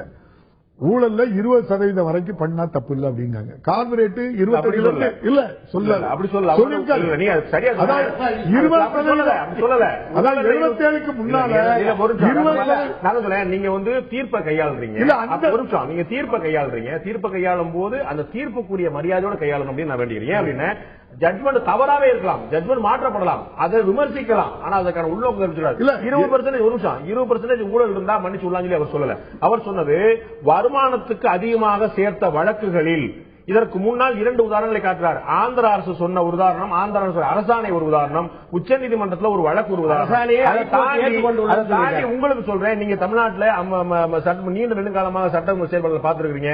தமிழ்நாடு அரசுடைய இந்த வழக்குடைய மனுதாரர் டிவிஎஸ் இருக்கிறாங்களே, விஜிலன்ஸ் ஆன்டி கரப்ஷன், அவர்களுடைய மேனுவல்லே இருக்கக்கூடிய விஷயம் 10 விழுக்காட்டுக்கு குறைவாக இந்த வழக்கில் வந்து ஒரு சொத்து வழக்கில் வந்து மேல்முறை கூட குறை இருந்தா அவர்கள் அதை பொருட்படுத்த வேண்டியதை எடுத்துக்கொள்ள வேண்டியது தமிழ்நாடு அரசுடைய டிவிஎஸ் மேனுவல் இருக்கக்கூடிய விஷயம். ஒரு சிறிய வழக்குக்கு 8.1% தான் இதுல இருக்குன்னு முடிச்சிருக்காங்க. கூட்டல ஒழுங்கா போட்டா 76.7%. இது ஒரு தவறான முன்னுதாரணம் ஆயிடக்கூடாது. இந்த தீர்ப்பை மேற்கோள் காட்டி இந்தியா முழுவதும் கார்பரேட் 25-30% டாக்ஸ் கட்டணும். அந்த டாக்ஸே கட்டாம இவ்வளவுதானே இந்த வழக்குல 76% இருக்க, அதுபடி என்ன விடுன்னு சொல்ற கூடாது. அதுக்காக இது மேல்முறையீடு பண்ணி இதுக்கு ஒரு கிளாரிபிகேஷன் சுப்ரீம் கோர்ட் கொடுக்கட்டு ஒரு தெளிவுபடுத்த தேவை இருக்கு சொல்றீங்க. இதுல வந்து வழக்குல மேல்முறையீடு செய்யும் போது ஸ்டே ஆஃப் அக்யூட்டல் வந்து முதல் முறையாக நாங்கள் கோரிக்கை வைப்போம். முதல்ல வந்து விடுவித்ததற்கு தடை வேண்டும் என்று நாங்கள் கோரிக்கை வைப்போம் என்று திரு ஆச்சாரியா கர்நாடக அரசுடைய வழக்கில் சொல்லியிருக்கார். ஒருவேளை நீதியரசர் குமாரசாமி அவர்கள் விடுவித்ததற்கே ஒரு தடை வருமானால் தமிழக முதலமைச்சருக்கு ஏதேனும் சட்ட ரீதியான சிக்கல் ஏற்படுமா? ஜெயலலிதா வழக்கில் மேல்முறையீடு சட்டமா அரசியலா என்ற தரப்பில் இன்றைய ஆய்வுகள் நிகழ்ச்சி விவாதித்துக் கொண்டிருக்கோம். நான் மூத்த வழக்கறிஞர் திரு நடராஜன் கேட்க விரும்புகிறேன். ஏற்கனவே வந்து இப்ப தங்களுக்கான உரிமை இதில் இருப்பதாக கர்நாடக அரசு சொல்லி உயர்நீதிமன்றம் செல்லும் போது அதிமுகவுடைய பொதுச்செயலாளர் தமிழக முதலமைச்சர் ஜெயலலிதா தரப்பிலோ அல்லது நீதித்துறை தலைமை நீதிபதிகளோ கூட ஒரு கேள்வி எழுப்பக்கூடிய வாய்ப்பு இருக்கிறார். ஏற்கனவே பவானி சிங் அரசு வழக்கறிஞர் நியமிக்கப்பட்ட போது கர்நாடக அரசு வாய்மூடி மௌனியாக இருந்தது. உச்சநீதிமன்றம் கடும் கண்டனத்தை தெரிவித்தது. இன்று அதே கர்நாடக அரசு என்ன சொல்கிறது? இதில் மேல்முறையீடு செய்யவில்லை என்றால் நீதித்துறைக்கே ஏற்பட்ட அவமானமாகிவிடும், நீதியை நிலைநாட்ட முடியாத நிலைமை ஏற்படும். பவானி சிங் நியமனத்தின் போது அமைதியாக இருந்த கர்நாடக சட்டத்துறை இன்று இந்த முடிவை எடுத்திருக்கும் போது நீதிமன்றம் இதில் அவசரம் காட்டுகிறது, இதில் உள்நோக்கம் இருக்கிறது என்ற சந்தேகத்தை அதிமுக தரப்போ நீதிமன்றமோ எழுப்பாதா? நிச்சயமாக எழுப்ப முடியும், எழுப்புவார்கள். அது வந்து அதிமுக தரப்பில் கர்நாடக அரசினுடைய கான்டாக்ட், அவங்களுடைய நடவடிக்கைகளை பற்றி உச்சநீதிமன்றத்தில் நிச்சயமா அதற்கான கேள்விகளை எழுப்புவதற்கான சந்தர்ப்பம் இருக்கிறது. அதுல எந்த சந்தேகம் கிடையாது. அதே மாதிரி கால்குலேஷன்ல தவறு இருக்கிறது அப்படிங்கிற ஒரே காரணத்துக்காக விடுதலையான கேஸ தப்பு அப்படின்னு சொல்றது ஏத்துக்க முடியாத ஒண்ணு. விடுதலை ஆனது விடுதலை ஆனதுதான். அதுக்கு என்ன காரணம் அப்படின்னா அந்த கால்குலேஷன் மட்டும் காரணம் இல்ல. 18 வருஷமா ஏராளமான சாட்சிகளை விசாரிச்சிருக்கிறாங்க. அந்த சாட்சிகளுடைய எவிடன்சஸ் அது சம்பந்தப்படுத்துவதற்கான அதாவது 252 பக்கத்துல அவர் வரையறை பண்றார். இவங்களுடைய ஒட்டுமொத்த செலவினம் எவ்வளவு சொல்றார். 913 மற்றும் 914 பக்கத்துல அவருடைய வருமானம் எவ்வளவு, செலவினம் எவ்வளவு காட்டி ஆக கூடி 8.12% தான் இவர்களுக்கான செலவு இருக்குது. அந்த வருமானம் கூடுதலா இருக்கிறது. எனவே இது விதிமுறைகளுக்கு உட்பட்ட விஷயம் சொல்லி இந்த கணக்கீடுகளின் அடிப்படையில் தான் அவர் இந்த முடிவு கூறார். இடையிலேயே பல வருமானங்களை குறிப்பிட்டு விட்டு இதையெல்லாம் எதிர்த்தரப்பு அரசு தரப்பு சேர்க்கவில்லை, இருந்தாலும் விட்டு விடுகிறேன் அப்படின்னு சொல்றார். பல சந்தர்ப்பங்கள்ல ஜெயலலிதா தரப்புடைய செலவினங்களை கவனத்தில் கொள்ளாம இதெல்லாம் நான் எடுத்துக்கலாம் விட்டுறேன்னு சொல்லிட்டு சேலையிலிருந்து நகையிலிருந்து கொடநாடு எஸ்டேட்டோட வருமானத்திலிருந்து பல விஷயங்கள் சேர்க்கப்படலன்னு சொல்லிட்டு இருந்தாலுமே கூட இந்த முடிவுக்கு வருகிறேன் சொல்றார். அப்ப முழுக்க முழுக்க கணக்கின் அடிப்படையில் மட்டுமே அவருடைய தீர்ப்பு வந்திருக்கிறது. அது இல்லைங்க. அதாவது அந்த பேஜில் சொன்ன தீர்ப்பு, அந்த பேஜில் சொன்ன தீர்ப்பினுடைய ஒரு போர்ஷன் ஆனது, அதாவது இந்த மாதிரி கேசஸ்ல இப்படிப்பட்ட ஒரு அடிப்படையில் அந்த கேஸை அனலைஸ் பண்ணணும் அப்படிங்கிறது ஒரு aspect. But that is not the only reason for acquittal. அக்யூட்டலுக்கு என்ன காரணம் அப்படின்னா ப்ராசிக்யூஷன் நீதிபதியினுடைய மாண்புமிகு கோர்ட்டு நீதிபதியினுடைய, அதாவது அவங்களுக்கு சந்தேகம் கூட, ஒரு சிறிய சந்தேகம் கூட ஏற்படாத வகையில் வழக்கை நிரூபணம் செய்ய வேண்டும். ப்ராசிக்யூஷன் இதுல பண்ணல. அதற்காக நீதிபதி அவர்கள் அந்த சந்தேகத்தை பண்ணல அப்படிங்கிற முடிவுக்கு நீதிமன்றம் வருகிறது இல்லையா. அரசு தரப்பு சந்தேகத்துக்கு இடமின்றி குற்றத்தை நிரூபிக்கவில்லைங்கிற முடிவுக்கு வருகிறது இல்லையா. அப்படி நீதிமன்றம் வந்த முடிவுகளை கம்ப்ளீட்டா சிட் பண்ணது அத்தனை சொல்லக்கூடிய விஷயம். இதனாலலாம் நான் இந்த முடிவுக்கு வர்றேன், இதனால இந்த முடிவுக்கு வர்றேன் பக்கம் பக்கமா சொல்றது. கிட்டத்தட்ட 600 பக்கங்கள், முதல் எடுத்த 600 பக்கங்கள் நீதிபதி குன்காவுடைய தீர்ப்பு பற்றி தான் சொல்லுது. அதன் பிறகு என்னென்ன முடிவுக்கு நான் வந்து சொல்றாங்க. அப்படி முடிவுக்கு என்ன அடிப்படையில் திரு குமாரசாமி வந்தார் அப்படிங்கிற தீர்ப்பு தான் கேள்விக்குள்ளா இருக்கிறது. இவ்வளவு முடிவுக்கு வந்த பிறகுதான் அவருடைய கணக்கீடுகளிலேயே தப்பு இருக்கு. இது அதைத்தான் நான் சொல்றேன். இந்த கணக்கீடு மட்டும் இந்த கேஸை விடுதலை செய்ததை கன்விக்ஷன் கொடுக்க முடியாது. கணக்கீடு மட்டும் அல்ல ஒரு கேஸினுடைய ஜட்ஜ்மெண்டை தாங்கி பிடிப்பது. இது வந்து ஆத்தால் ஒரு கணக்கு கேஸ் இல்ல. இது வந்து இது முழுக்க முழுக்க இது வந்து எவ்வளவு தொகை நீங்க வச்சிருக்கீங்க வருமானத்துக்கு அதிகமாக. அது மட்டுமல்ல எல்லா பாயிண்ட்ஸையும் மொத்தமாக எடுத்து அதன் அடிப்படையில் இந்த கணக்கை அவர் சமர்ப்பித்திருக்கிறார் நீதிபதி அவர்கள். மேலும் அவர் பண்ணியது சரியா தவறா அப்படிங்கறத பற்றி யாருக்கு டிஸ்கஸ் பண்றதுக்கு அதிகாரம் இல்லைங்கிறது என்னுடைய கருத்து. உச்ச நீதிமன்றம் மட்டும்தான் அதை பற்றி பேச முடியும். நம்ம எல்லாம் வாயை மூடிக்கிட்டு இப்ப பேசாம இருக்கணும். உச்ச நீதிமன்றம் எதை சொல்லுதோ அதை நம்ம கட்டுப்படணும். அதான் உச்ச நீதிமன்றம் மட்டுமல்ல கர்நாடக உயர் நீதிமன்றம் சொல்வதும் விசாரணை நீதிமன்றம் சொல்வதும் ஒரு மேஜிஸ்ட்ரேட் கோர்ட் சொல்வதையும் கூட 100% கேட்டாகணுங்கிற மாற்று கருத்து இல்லை. ஆனால் தீர்ப்பை விவாதிக்கக்கூடிய உரிமை இல்லை என்று சொல்லிவிட முடியுமா? நீங்க ஒரு மூத்த வழக்கறிஞரா இருக்கீங்க. தீர்ப்புக்கான உள்நோக்கம் கற்பிப்பது குற்றம், மாற்று கருத்துல. நீதிபதியை விமர்சிப்பது குற்றம், தீர்ப்பை இல்ல நீதிபதி விமர்சிப்பது குற்றம், மாற்று கருத்துல. ஆனால் தீர்ப்பை விமர்சிப்பதே வாயை மூடி அமைதியா இருக்க வேண்டும் என்பது சரிதானா திரு நடராஜன்? சார், நீங்க கேட்கிற கேள்வி கரெக்டான கேள்வி. அதாவது தீர்ப்பையும் எவ்வாறு அந்த தீர்ப்பு எழுதப்பட்டது என்ற முறையையும் விமர்சிப்பது உங்களுக்கு சட்டத்தில் அதற்கு அதிகாரம் கிடையாது. அது என்னுடைய கருத்து, ஆணித்தரமான கருத்து. அதனால இந்த கேஸ்ல விடுதலை, அதாவது தமிழ்நாட்டு முதலமைச்சர் அம்மா அவர்களை விடுதலை பண்ணிருக்கிறாங்கன்னா விடுதலை பண்ணதுதான். அதுல நீங்க சொல்ற மாதிரி ஸ்டேயும் வாங்க முடியாது. அதை வந்து திருப்பி அது சம்பந்தமா மற்ற மனிதர்கள், நீங்க எல்லாம் சுப்ரீம் கோர்ட்ல போய் வழக்கறிஞர்கள் வச்சு எதுக்குமே ஒரு போரம் உண்டு, ஒரு மெத்தட் உண்டு, ஒரு சிஸ்டம் உண்டு. அதன்படிதான் கேட்க முடியுமே ஒழிஞ்சு இங்க வந்து அதுல தப்பு இருக்குது. ஒவ்வொருத்தருக்கும் இந்த ஜட்ஜ்மெண்ட்டையும் கம்ப்ளீட் ட்ரையல் இருக்கக்கூடிய எவிடன்ஸையும் டாக்குமெண்ட்ஸையும் பெருஸ் பண்ணி எல்லாத்தையும் பார்க்காம ஜஸ்ட் லைக் தட் ஒவ்வொருத்தரும் ஒரு கருத்து சொல்றது நல்லது அல்ல, சரியும் அல்ல. திரு தமிழ்மணி கேட்கிற இரண்டு விஷயங்கள். ஒன்று, இப்படி தீர்ப்பை விமர்சிக்கவே கூடாது அப்படிங்கறத என்னுடைய உறுதியான நிலைப்பாடு மூத்த வழக்கறிஞர் திரு நடராஜன் சொல்றார். அவர் சொல்லுவது சரியா? ஒன்று. இரண்டாவது, நீதிபதி குன்ஹா அவர்கள் ஒரு தீர்ப்பு சொல்ல, நீதியரசர் குமாரசாமி அவர்கள் இன்னொரு தீர்ப்பு சொல்ல, இரண்டு நீதிபதிகளுடைய தீர்ப்பிலுமே இருக்கக்கூடிய காரணங்களை தாண்டி வேறொரு காரணத்தை மையப்படுத்தி முன்னிலைப்படுத்தி வேறொரு காரணத்தை எடுத்து உச்சநீதிமன்றம் தண்டனையோ விடுதலையோ வழங்க முடியுமா? இரண்டாவது கேள்விக்கு முதல் பதில் சொல்லுகிறேன்.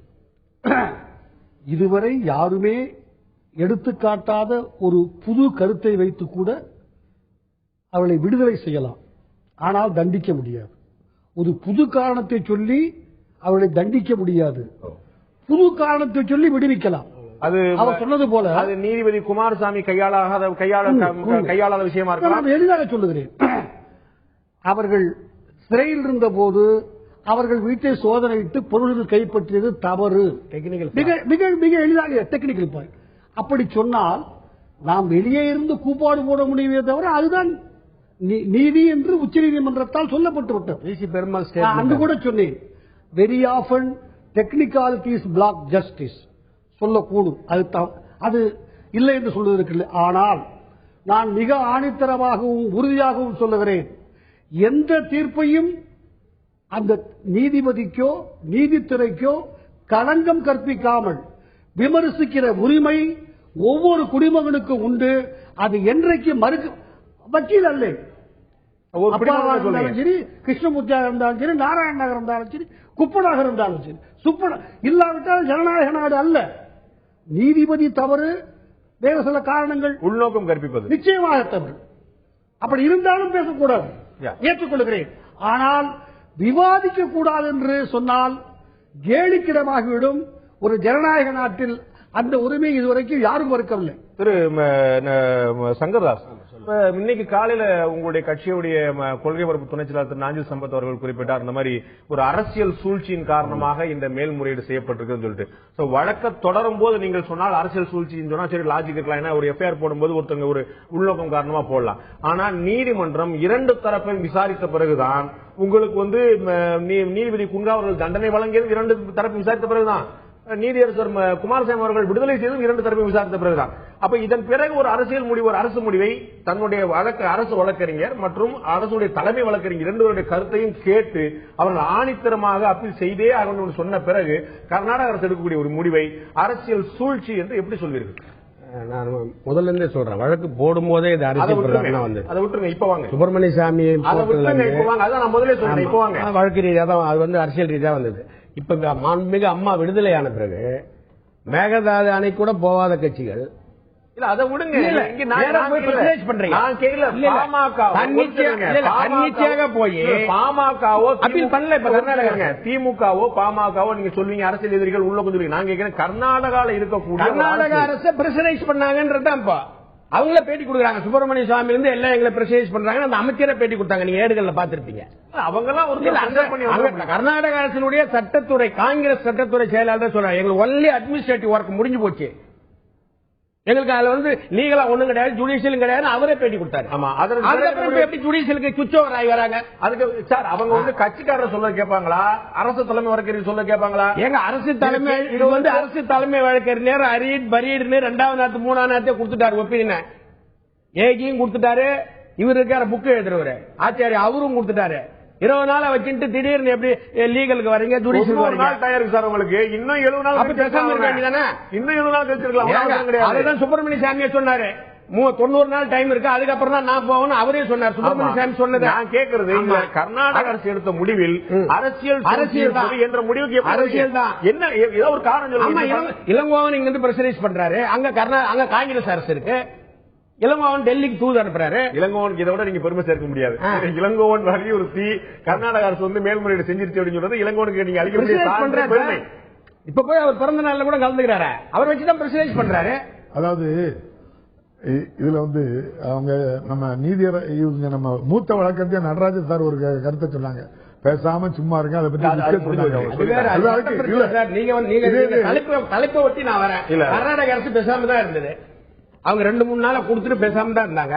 அவங்க எவ்வளவு சொல்லி பார்த்தாங்க. ஏஜி சொன்னாரு, ஆச்சாரியா சொன்னாரு.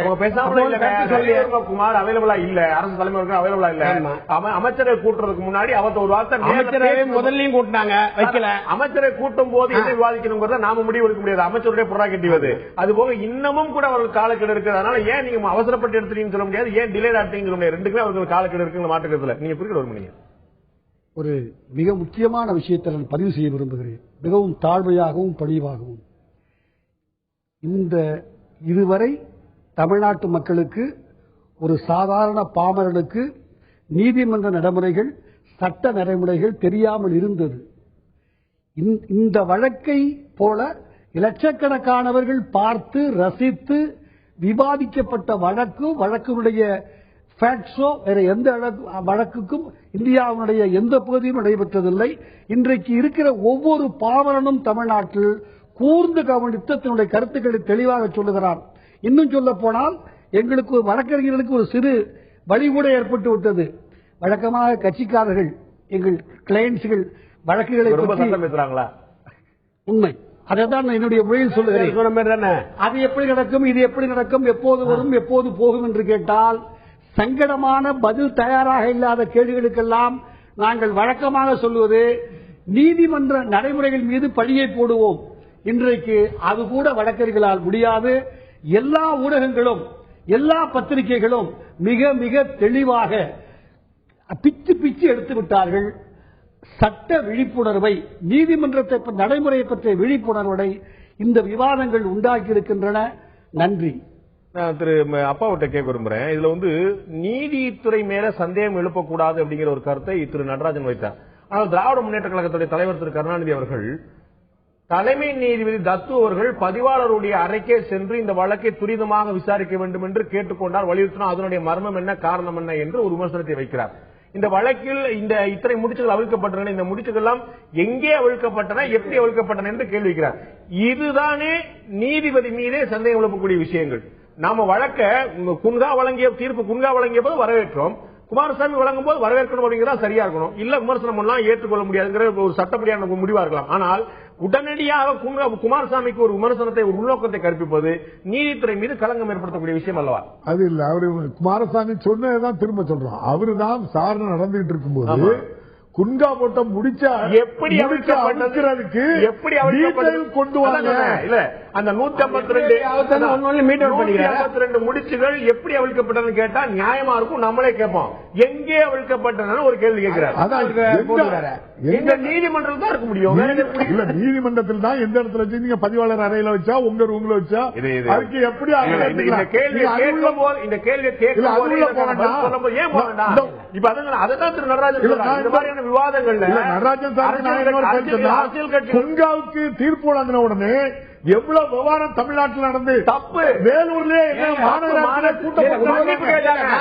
வேலூர் மாநகராட்சி மேயர் மன்னிப்பு கேட்டார். திமுக கேட்குமா?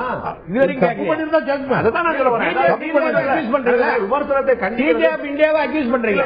தப்பு பண்ணி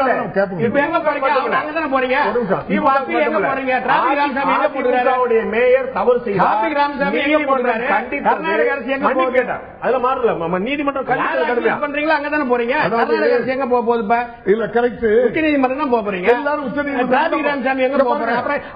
உச்சகட்ட நீதி அவர் மனசாட்சி போவார் தான் பார்த்தேன். உத்தமர் காந்தி சொன்ன மாதிரி அதை விட்டுட்டு இதுக்கே வந்தாரு. நீங்க வழக்கறிஞர், நான் ரொம்ப சொல்ல இது மட்டும் தான் மனசாட்சிக்கு அப்பீல் பண்றது.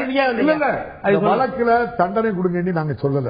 வெளியே இருந்து நம்ம தமிழ்மணி அண்ணன் சொன்னாங்க, வெளியே இருந்து பாக்குறவங்க இதுல நீதி சரியா சொல்லிருக்காங்க பாக்கலாம். ஏற்கனவே டான்சி வழக்குல ஒரு உச்ச நீதிமன்றம் போச்சு, தீர்ப்பு சொன்னாங்க. அதுல விடுதலை அப்படின்னு சொல்லல, குற்றவாளி இல்லைன்னு சொல்லல, மனசாட்சிப்படி நடந்துடுங்க. கையெழுத்து ஏன் கையெழுத்து இல்லைன்னாங்க, பத்திரத்துல திரும்ப எழுதி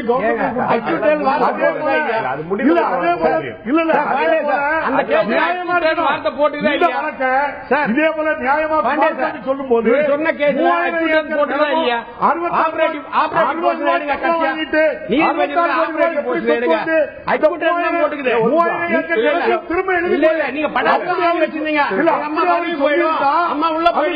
அன்னைக்கு பார்த்து மாறன் தலைய போட்டா அந்த படாசை வெட்டீங்க மாறனுக்கு. இல்ல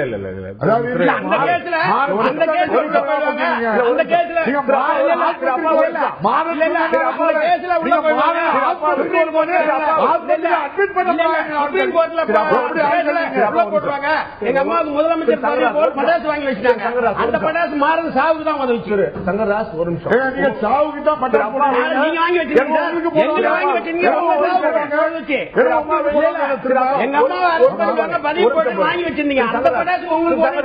உங்களுடைய வாதங்களை இந்த நடைமுறை நடத்துவீர்களா என்றால் நீங்கள் அதிமுக மேடையில் பேசுங்கள். இது அதிமுக மேடை அல்ல, இங்க இதற்கு அனுமதி கிடையாது. அவர் சொல்றதோட மண்டைய போட்டா தலையை போட்டாங்க ஒரு மிக மிக மிக மரபுக்கு மாறான தரக்குறைவான விமர்சனங்கள்.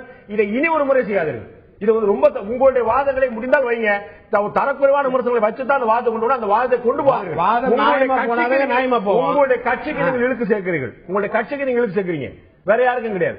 இது மாதிரியான வாதம் தரக்குறைவான விஷயம் உங்களுடைய தலைமை ஏற்காது. அது நீங்க நம்ம முதல்ல ஏத்துங்க. இவ ஒருத்தர் விமர்சனத்தை விமர்சனமா வைங்க, பாயிண்ட்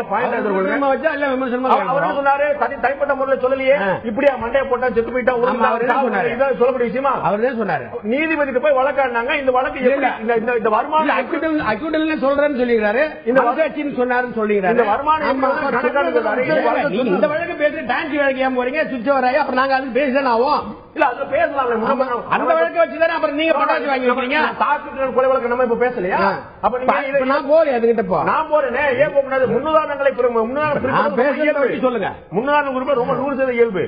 நான் திரு நடராஜன் இறுதியான சுருக்கமான ஒரு கேள்வி கேட்க விரும்புறேன். இந்த வழக்கை விரைவாக நடத்துவது பற்றி இப்ப வந்து உச்சநீதிமன்றத்துக்கு இந்த வழக்கு செல்லும் போது எவ்வளவு காலக்கெடுவில் இந்த வழக்கு விசாரிக்கப்படும் ஒரு கேள்வி எழுது. நம்ம முன்னாடி பார்த்தோம் விசாரணை நீதிமன்றம் ஒரு 18-19 வருஷம் ஆச்சு. இப்ப இதுல வந்து ஒரு 6 மாதம் ஆச்சு. உச்சநீதிமன்றம் தனக்கு தானே ஏதாவது கட்டுப்பாடு வைத்துக் கொள்ளுமா? ஏன்னா நீதியரசர் திரு தத்து அவர்கள், தலைமை நீதியரசர் திரு தத்து அவர்கள் சௌதாலாவுடைய கேஸ்ல இந்த வழக்கு வந்து எவ்வளவு சீக்கிரம் இந்த மாதிரி விசாரணை கொண்டு வருவீங்க, இப்படி உடனே நீங்க அப்பெல்லாம் எடுத்துக்க முடியுமா? எவ்வளவு ஏழைகள் வந்து வழக்கை உடனடியாக விசாரிக்க முடியாமல் அவதிப்பட்டுக் கொண்டிருக்கிறார்கள். உங்களுக்கு மட்டும் எந்த சிறப்பு சலுகையும் வழங்க முடியாது என்று உச்சநீதிமன்ற தலைமை நீதிபதி தத்து அவர்கள் வேறொரு முறை குறிப்பிட்டார். இந்த வழக்குல மேல்முறையீட்டுக்கு செல்லும் போது காலக்கெடு தனக்கு தானே நிர்ணயித்துக் கொள்ளக்கூடிய வாய்ப்பு இருக்கிறதா? அதற்கு அவசியம் இல்லையா? திரு நடராஜன் நான் சொல்லாமா? பிளீஸ் நான் சொல்லாமா சார்? Please please. நீங்க தான். ஹலோ, நீங்க தான் திரு நடராஜன், உங்களுக்கு தான் அந்த கேள்வி. எஸ் சார், உச்சநீதிமன்ற மாண்புமிகு நீதிபதி அவர்கள் சொன்னது முற்றிலும் நியாயமான ஒரு விஷயம். ஏன் அப்படின்னா, ஒவ்வொரு கேஸும் ஃபைல் பண்ணும்போது அந்த கேஸினுடைய வரிசைப்படிதான் விசாரணைக்கு எடுத்துக் கொள்ளப்படும். இப்ப இந்த கேஸ வந்து அப்பீல் ஃபைல் பண்ணா முதல்ல கீழ்கோர்ட்டில் இருக்கக்கூடிய ரெக்கார்ட்ஸ் எல்லாம் இந்த லோக்கல் லாங்குவேஜில் இருந்து டிரான்ஸ்லேட் பண்ணணும், ஆங்கிலத்தில் டிரான்ஸ்லேட் பண்ணணும். அதாவது தமிழ்ல சாட்சி சொல்லியிருந்தாலோ, கனடாவில் சாட்சி சொல்லியிருந்தாலோ அதை ஆங்கிலத்தில் டிரான்ஸ்லேட் பண்ணி எல்லா டாக்குமெண்ட்ஸையும் உச்சநீதிமன்றத்துக்கு அனுப்பிச்சு வைக்கணும். இதுக்கான நேரங்கள், அப்புறம் இதுக்கு முன்னாடி ஏற்கனவே தாக்கல் செய்த வழக்குகள் அவைகள் எல்லாம் இறுதி விசாரணைக்கு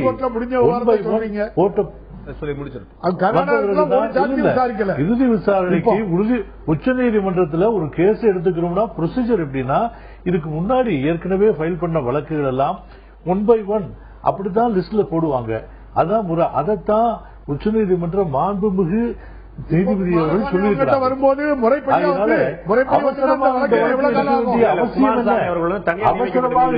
அவசியம் என்ன?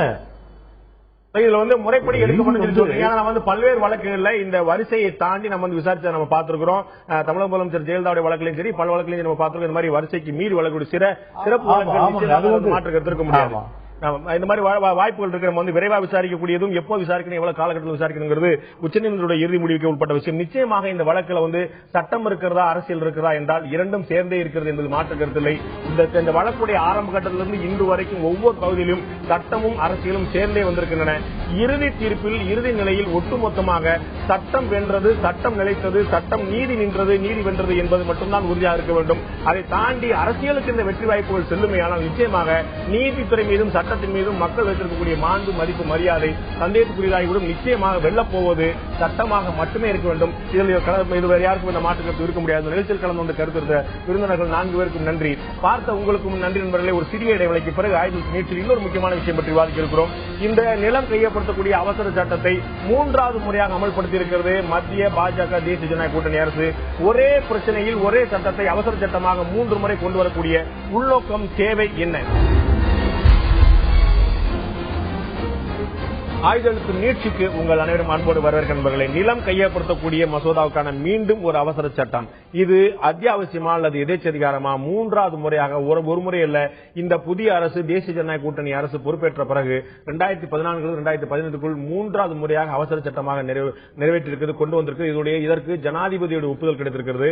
அமைச்சரவை தன்னுடைய பரிந்துரை வழங்க மீண்டும் அவசர சட்டமாக கொண்டு வரலாம் என்று பரிந்துரை வழங்க இதற்கு ஜனாதிபதி பிரணாப் முகர்ஜி அவர்கள் வெளிநாடு செல்வதற்கு முன்னால் அவசரமாக இந்த அவசர சட்டத்துக்கு ஒப்புதல் வழங்கியிருக்கிறார். இதற்கு முன்னால் ஒரு முறை பாராளுமன்றம் நடந்து கொண்டிருக்கும் போதே, இரண்டாவது முறையான அவசர சட்டம் நடந்து கொண்டிருக்கும் போதே பாராளுமன்றம் ஒரு நாள் 2 நாள் விடுமுறை விடப்பட்டு அந்த இடைவெளியில் அவசர சட்டமாக கொண்டு வரப்பட்டு, ஏனெனில் பாராளுமன்றம் நடக்கும் போது அவசர சட்டம் கொண்டு வர முடியாது. எனவே அதற்காக தற்காலிகமாக 2 நாட்கள் ராஜ்யசபாவுக்கு வந்து விடுப்பு கொடுத்து அந்த இடைவெளியில் வந்து அவசர சட்டத்தை கொண்டு வந்து இப்படி மூன்றாவது முறையாக தொடர்ச்சியாக பேக் டு பேக் ஒரு அவசர சட்டத்தை நிலம் கையப்படுத்தும் மசோதாவில் மத்திய அரசு கொண்டு வந்திருக்கிறது. இது ஒரு எதேச்சதிகாரமான முடிவா அல்லது இந்த நாட்டுக்கு மக்களுக்கு நல்ல செய்ய வேண்டும் என்ற தேவை ஏற்படும் போது சில விஷயங்களை சட்டப்பூர்வமாக செய்தாகத்தான் வேண்டும் என்ற நிர்பந்தத்தின் காரணமாக அத்தியாவசியமான விளைவா? இதை பற்றி தான் இன்றைய ஆயுதெழுத்து நீட்சில் விவாதிக்கிறோம். இந்த பகுதி நம்முடைய காங்கிரஸை சேர்ந்த எம்எல்ஏ திருமதி விஜயதாரணி அவர்கள் முடிந்திருக்கார். உங்களை நிகழ்ச்சிக்கு வரவேற்கிறேன். அதே போல பாஜகவுடைய பொருளாளர் திரு எஸ்.ஆர். சேகர் அவர்கள் முடிந்திருக்கார். உங்களை நிகழ்ச்சிக்கு வரவேற்கிறேன். நான் திரு எஸ்.ஆர். சேகர் ஆரம்பிக்க விரும்புகிறேன். இந்த அவசர சட்டம் இவ்வளவு அவசரமாக பேக் டு பேக் மூன்றாவது முறையாக கொண்டு வர வேண்டிய அவசியம் என்ன? இது யார் ஒரு சாமானியனுடைய பார்வையில் இது முழுக்க ஒரு சட்டப்பூர்வமான நடவடிக்கை என்று தோணாது. இதில் ஏதோ ஒரு உள்நோக்கம் இருக்கிறது, ஒரு காரணம் இருக்கிறது என்ற சந்தேகம் எழுமா எழாதா? திரு சேகர், இது வாயை தைக்கின்ற சட்டம் அல்ல, வயிற்றை கட்டுகின்ற சட்டம் அல்ல, உரிமையை பறிக்கின்ற சட்டம் அல்ல. இது இந்திய அரசமைப்பு சட்டம் கொடுத்த அதிகாரம். நிலத்தை இது இந்திய அரசமைப்பு சட்டம் கொடுத்த அதிகாரம், ஜனாதிபதியினுடைய ஒப்புதல் கொடுத்ததுக்கு அங்கீகாரம். அதற்கு பின்னாலே காங்கிரஸ் கட்சி தொடர்ந்து ராஜ்யசபாவில் இதை நிறைவேற்ற விடாமல் தடுத்த அகங்காரம். இந்த சட்டத்தில் நீங்கள் சொல்லுகின்ற எதேச்சாதிகாரியம் எங்க வந்தது? அவசரம் ஏன்? இந்த நாட்டை அடுத்த நிலைக்கு கொண்டு போவதற்காக மோடி அவர்கள் விரும்புகிறார்கள். ஒவ்வொரு நிமிடமும், ஒவ்வொரு நாளும், ஒவ்வொரு மணியும் தேவையான சூழ்நிலையில் இருக்கிறது. இந்த சூழ்நிலையில 5 விதிகளுக்கு மட்டும், 5 பிரிவுகளுக்கு மட்டும்தான் இந்த சட்டம் பொறுத்துகிறது. மற்றவை அப்படியே இருக்கிறது. ஏழ்மை கிராமப்புற மக்களுக்கு கிராமப்புற இன்ஃப்ராஸ்ட்ரக்சரை கொண்டு வருவதிலே அவசரம் காட்டக்கூடாதா? அதே மாதிரி அஃபோர்டபிள் ஹவுசிங், ஏழைகளுக்கு அவர்களுக்கு தேவையான வீடுகளை கட்டுக் கொடுப்பதிலே அவசரம் காட்டக்கூடாதா? அதே மாதிரி இந்திய நாட்டினுடைய உங்களுக்கு தெரியாதல்ல, மேற்குவங்க மாநிலத்தில் தொழிற்சாலைக்கு, சிங்கூர் தொழிற்சாலைக்கு, டாடா தொழிற்சாலைக்கு சிங்கூர்ல இடம் கொடுக்கறதுக்காக ஒரு முயற்சி நடந்த போது இது அந்த மக்களுடைய எவ்வளவு பெரிய எதிர்ப்பை சம்பாதித்தது, அந்த ஆட்சி மாற்றத்துக்கு அடிக்கோலிட்ட ஒரு மிக முக்கியமான சம்பவம் மறந்துவிட முடியாது. நிலத்தை கையப்படுத்துறது ஏதோ ஒரு பிசினஸ் டிரான்சாக்சன், ஏதோ ஒரு அரசுடைய நடவடிக்கை தான், இதெல்லாம் வழக்கமான நடவடிக்கை சொல்ல முடியுமா? இது எவ்வளவு சென்டிமெண்டலான விஷயம், எவ்வளவு எமோஷனலான விஷயம், வாழ்வாதாரம் சம்பந்தப்பட்ட விஷயம் என்பது உங்களுக்கு தெரியாதா?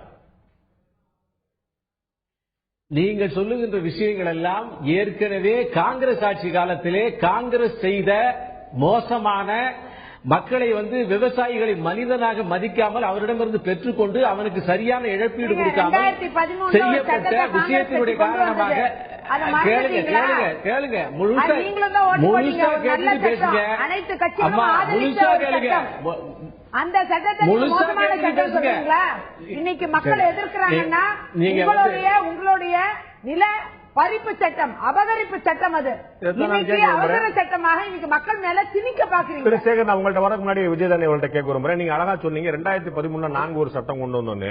நீங்கள் கொண்டு வந்த சட்டத்தின்படி நிலத்துக்கு வழிகாட்டி மதிப்புக்கு எவ்வளவு உண்டோ அவ்வளவுதான் கொடுக்க முடியும்.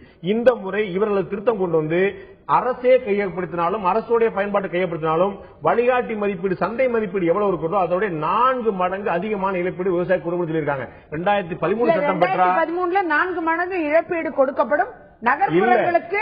நகர்ப்புறங்களுக்கு 4 மடங்கு இழப்பீடுங்கிறது இவர்கள் கொண்டு வந்த விஷயம். 80 விழுக்காடு மக்களுடைய கன்சென்ட் வேணுங்கிறது தான், ஒப்புதல் வேணுங்கிறது.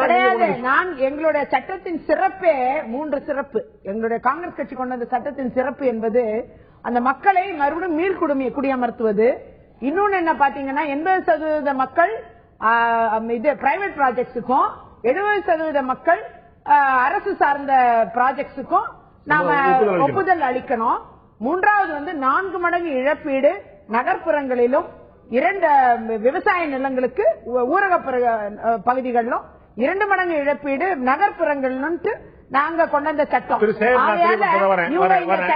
பண்ண பிரச்சனை 5 வருடம் இந்த 4 மடங்கு இழப்பீடு என்பது 2013 சட்டத்தில் இருந்ததா? உண்டு. இல்ல, அதாவது 2013 சட்டத்திலே 70% இருந்தது, 80% இருந்தது. இந்த 4 மடங்கு 2 மடங்கு என்பது இந்த அமெண்ட்மெண்டிலே கொண்டு வரப்பட்டிருக்கிறது. நாங்க கொண்டு வந்ததுதான். நீங்க அதுக்கு உரிமை கோருறீங்க. ஓகே, இதுல இன்னொரு விஷயம் பாத்தீங்கன்னா, இவங்க ஒரு அவசர சட்டம் 10 வருஷம் 5 வருஷம் பயன்பாட்டுக்கு எடுக்கலன்னா அரசாங்கமோ பிரைவேட்டோ பயன்பாட்டுக்கு அந்த நிலங்களை எடுத்துக்கல, திருப்பி அந்த விவசாயிக்கு அந்த நிலம் போயிடும். அது எங்களோட சட்டத்தில் அது இருந்து அது இவங்க நீக்கிட்டாங்க கம்ப்ளீட்டா. அது மாதிரி பல்வேறு விஷயங்களை நீக்கிட்டு பழைய 1892 ஆண்டு கொண்டு வரப்பட்ட அந்த பழைய கற்கால சட்டத்தையே அதையும் இன்னும் இம்ப்ரூவ் பண்ணி இன்னும் டைட் பண்ணி விவசாயிகிட்ட புடுங்குற சட்டமா இன்னைக்கு இவங்க அவசர சட்டமா கொண்டு வந்து 3வது முறை கொண்டு வராங்க. இல்ல, நம்ம பிடுங்கிறது அப்படிங்கறது எப்படி கொண்டு வர முடியும்? இதுல எனக்கு தெரிஞ்ச வகையில இதுல எப்படி ஒப்புதல் இல்லைன்னா பிடுங்கிறது தான். நான் வரேன். நீங்க நிலத்தை எந்தெந்த துறைக்கா எடுக்க முடியுங்கிறத கொண்டு வந்திருக்காங்க. பிரைவேட் விஷயத்துக்காக கிடையவே கிடையாது. முழுக்க இவர்கள் சொல்லிட்டு இருக்கக்கூடிய 5 துறைகளுமே அரசு நிர்வாக துறைகளுக்காக, டிஃபென்ஸுக்காகட்டும் அல்லது இரிகேஷனுக்காகட்டும் அல்லது ஹாஸ்பிட்டலுக்காகட்டும் அல்லது மின்சாரத்துக்காகட்டும் இது போன்ற துறைகளுக்கு நிலம் கையப்படுத்த யாராலும் நீதிமன்றத்தால் கூட தடுக்க முடியாத ஏற்கனவே இருக்குது. சரி, ஹைவே காரிடார் இருக்கு பாருங்க, 2 சைடுலயும் 1 கிலோமீட்டர் எடுத்துக்கலாம். எடுத்துக்கலாம், 1 கிலோமீட்டர் இல்ல, இந்தியா முழுக்க எங்கன்னா எடுத்துக்கலாம். ஹைவே காரிடார் மட்டும் இல்ல. எதற்காக? இல்ல பப்ளிக் பிரைவேட் பார்ட்னர்ஷிப் PPP என்ற முறையில் அது முறையில என்ன செய்ய போறாங்க? PPPங்கிற முறையில பிரைவேட் ப்ராஜெக்ட்ஸையும் ஆதரிக்கக்கூடிய திட்டம் தான். உங்களுக்கு சொல்றேன், அவங்க ரொம்ப தெளிவா 7 வரையறை வச்சிருக்காங்க. ஹவுசிங், இரிகேஷன், டிஃபென்ஸ், மின்சாரம், இது போன்ற விஷயங்கள், ஹாஸ்பிட்டல், கல்வி, இது இந்த 7 விஷயங்களை வரையறுத்து இதுக்குதான் நிலைமை கையப்படுத்த. பிரைவேட் ஹாஸ்பிட்டலாவும் இருக்கலாம், கல்வித்துறைனா பிரைவேட் நிறுவனங்களாவும் இருக்கலாம். நீங்க தான் சொன்னீங்க பப்ளிக் பார்ட்னர்ஷிப் சேர்ந்ததுன்னு. பப்ளிக் பிரைவேட் பார்ட்னர்ஷிப்பா இருக்கலாம். முழுமையா பிரைவேட்டா இருந்தா அதுக்கு சில விதிமுறைகள் எக்ஸ்ட்ராவா இருக்கு. இன்னொன்னு என்னன்னா, இந்த துறைகளுக்கு மேலாக உள்ள துறைகள் வரும் காலங்களில் சேர்க்கப்படும் சர்வீஸ் டாக்ஸ்ல போட்ட ஒரு ரூலும் அதுல இருக்கு. இல்ல இந்த இருக்கு அந்த செக்ஷனோட விரிவாக்கத்திலே இருக்கக்கூடிய விஷயம் நான் படிச்சதால சொல்றேன். அதாவது துறைகளை நீங்க விட்டுருங்க, இந்த இருக்கக்கூடிய துறைகள்ல யாருக்கு கொடுக்கறாங்கிறது தான் மெயின். யாருக்கு? அத இப்ப நீங்க டிஃபென்ஸ்ல ஒரு பிரைவேட்டுக்கு மல்டிநேஷனல் கம்பெனிக்கு கொடுக்க வேண்டிய சூழ்நிலை இருந்தா அது மல்டிநேஷனல் கம்பெனிக்கு 51% ஷேர் ஹோல்டிங் ஒருத்தருக்கு 49% ஷேர் ஹோல்டிங் இருக்குன்னா 49% ஷேர் ஹோல்டிங் இருக்கிறதுனாலே அவங்க முதலாளி இல்லைன்னு சொல்ல முடியாது. அரசாங்கம் தான் முதலாளின்னு சொல்ல முடியாது. இல்ல, சொல்ல முடியும். நான் சொல்ல முடியும். திரு சேகர், நீங்க குறிப்பிட முடியுங்க. இல்ல, நான் தொடர்ந்து விஜயதாரணி அவர்கள் தவறான தகவல்களை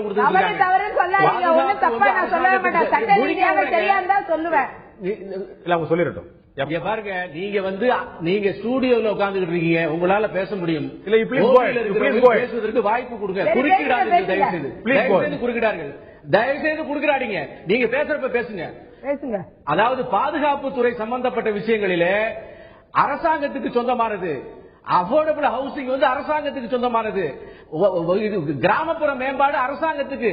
ஆக ஒவ்வொரு நிலமும், 1 சென்ட் நிலமும் அரசாங்கத்துடைய பேர்ல தான் இருக்கும், தனியார் பேருக்கே இதுல இல்ல. அப்படி இருக்கிறத நீங்க எதுக்குறீங்க? நீங்க ஆகவே இப்படி இருக்கக்கூடிய ஒரு விஷயத்தை பிச்சு புடுங்கனா இந்த நாட்டுல தனிமண் சுதந்திரத்துக்குள்ள போறீங்க. அவங்க ஒப்புதலோட வாங்குங்க. இடையில குறுக்கிடாதீங்க. இல்லைன்னா பாண்டே, நீங்க ஒரு காரியம் பண்ணுங்க, நீங்க அவங்கள முழுசா பேச விட்டுட்டு என்ன சும்மா இது படம் மட்டும் காமிச்சுட்டு இருக்காதீங்க. பதிலே சொல்ல விட மாட்டேங்கிறாங்க. நீங்க சொல்லுங்க. அதாவது கிராமப்புறத்தில் இருக்கக்கூடிய கிராமப்புறத்தில் அஃபோர்டபிள் ஹவுசிங்னா எங்க கட்டுவீங்க? நீங்க கடமலை குன்று கிராமத்தில் கட்டுறதுக்கு மதுரையில இருந்தா நிலம் எடுப்பீங்க. கடமலை குன்று கிராமத்தில் கடப்பதற்கு மெட்ராஸ்ல இருந்தா நிலம் எடுப்பீங்க. அந்த கிராமத்துல இருந்தா எடுக்க முடியும். ஆகவே கிராமப்புற மேம்பாட்டுக்கு கிராமத்துல இருந்தா எடுக்க முடியும். கிராமப்புற வீட்டு வசதிக்கு கிராமப்புறத்துல இருந்து எடுக்க முடியும். இதை எப்படி விவசாயிகளுக்கு கொடுங்கன்னு சொல்ல முடியும்? எனவே விவசாயிகளுக்கு 4 பங்கு இழப்பீடு தருவது மட்டுமல்லாமல் அவர்களுக்கு அதுல ஒரு வீட்டுக்கு வேலை தரும். அந்த விவசாய நிலத்தில் வேலை செய்கின்ற விவசாய கூலிகளுக்கு முதற்கொண்டு அந்த வேலை கொடுக்கின்ற அளவில் இந்த சட்டம் இருக்கிறது. எனவே இந்த சட்டம் வந்துவிட்டால் காங்கிரஸ் வந்து நிச்சயமா காணா போக்குன்ற பயத்தினால வேண்டும் என்று சொல்கிறாரு. உண்மையிலேயே இவர்களுக்கு ஒரு விஷயம் தெளிவாக இவரை பொறுத்த வரைக்கும் இவங்க அதாவது அவசர சட்டம் ரொம்ப அவசரமா கொண்டு வராங்க. அவசர சட்டத்தை கூட இப்ப நீங்க ரொம்ப அவசரமா இருக்கு, இது ஓவர் அவசரமா இருக்கு. எக்ஸ்பிரஸ் புல்லட் ட்ரெயின் கூட வரல, அதுக்கு முன்னாடி புல்லட் ட்ரெயின் வேகத்துல போய்கிட்டு இருக்காங்க. அதாவது குறிப்பா நான் ஏன் சொல்ல வரேன்னா, ஒரு பக்கம் அவசர சட்டத்தையே அமல்படுத்திக்கிட்டு இருக்காங்க, இன்னொரு பக்கம் பாத்தீங்கன்னா ஜேபிசிக்கு சட்டத்தை மெயின் சட்டத்தை அமெண்ட்மெண்ட்ஸ் அனுப்புறோம் ஜேபிசிக்கு அனுப்புறாங்க. அனுப்பிச்சுட்டு பப்ளிக் ஹியரிங் கொடுக்கறோம்னு கொடுக்குறாங்க. அப்ப பப்ளிக்கை எங்க மதிக்கிறாங்க? ஒரு பப்ளிக் ஹியரிங் கொடுத்து அந்த மெயின் சட்டத்தை பப்ளிக் ஹியரிங் மூலமா மக்கள் மத்தியில எதிர்ப்பு இல்லைன்னு நிரூபிச்சாதானே ஒரு அவசர சட்டமே கொடுக்கணும். இல்லன்னா கூட கட்சிகள் எதிர்ப்பு இருந்தா கூட பப்ளிக் ஹியரிங் இத்தனை தேதி வரைக்கும் பப்ளிக் ஹியரிங்கிறாங்க. பொதுமக்களை நாங்கள் அணுகுகிறோம். அப்ப வேஷமா இரட்டை வேடமா? அருமையான கேள்வி கேட்டீங்க. அவசர சட்டத்தை இவ்வளவு அவசரமா புல்லட் ட்ரெயினோட வேகமா பண்ணாங்க அப்படின்னு சொல்லிட்டு. ஆனா நேருடைய ஆட்சி காலத்தில், இந்த நாட்டுடைய முதல் பிரதமருடைய நேருடைய ஆட்சி காலத்தில் மட்டுமே கிட்டத்தட்ட 70 அவசர சட்டங்கள், இந்திராவுடைய ஆட்சி காலத்தில் 195 அவசர சட்டங்கள், ராஜுவோட ஆட்சி காலத்தில் 35 அவசர சட்டங்கள், யூபிஏ 1 and 2 ரெண்டு சேர்த்து 61 அவசர சட்டங்கள். இந்த கடந்த 10 ஆண்டுல, அதாவது ஒரு ஆண்டுக்கு 6 அவசர சட்டம் என்ற அடிப்படையில் 61 அவசர சட்டங்கள் கொண்டு வரப்பட்டது. காங்கிரஸோடைய 6 பிரதமர்கள் மட்டும் சேர்ந்து 486 அவசர சட்டங்கள் கொண்டு வந்திருக்காங்க. நீங்க எல்லாமே நாட்டு மக்களின் நலனுக்காக கொண்டு வரப்பட்ட அப்படியே அவர் சொல்றாரு. எல்லாமே நிலங்களை பறிக்கிறதுக்கு, அவங்க ஒப்புதல் இல்லாம பிடிக்கிறதுக்கு, கபலீகரம் செய்வதற்கான அவசர சட்டம் இங்க யாருக்கும் தேவையில்லை. அதே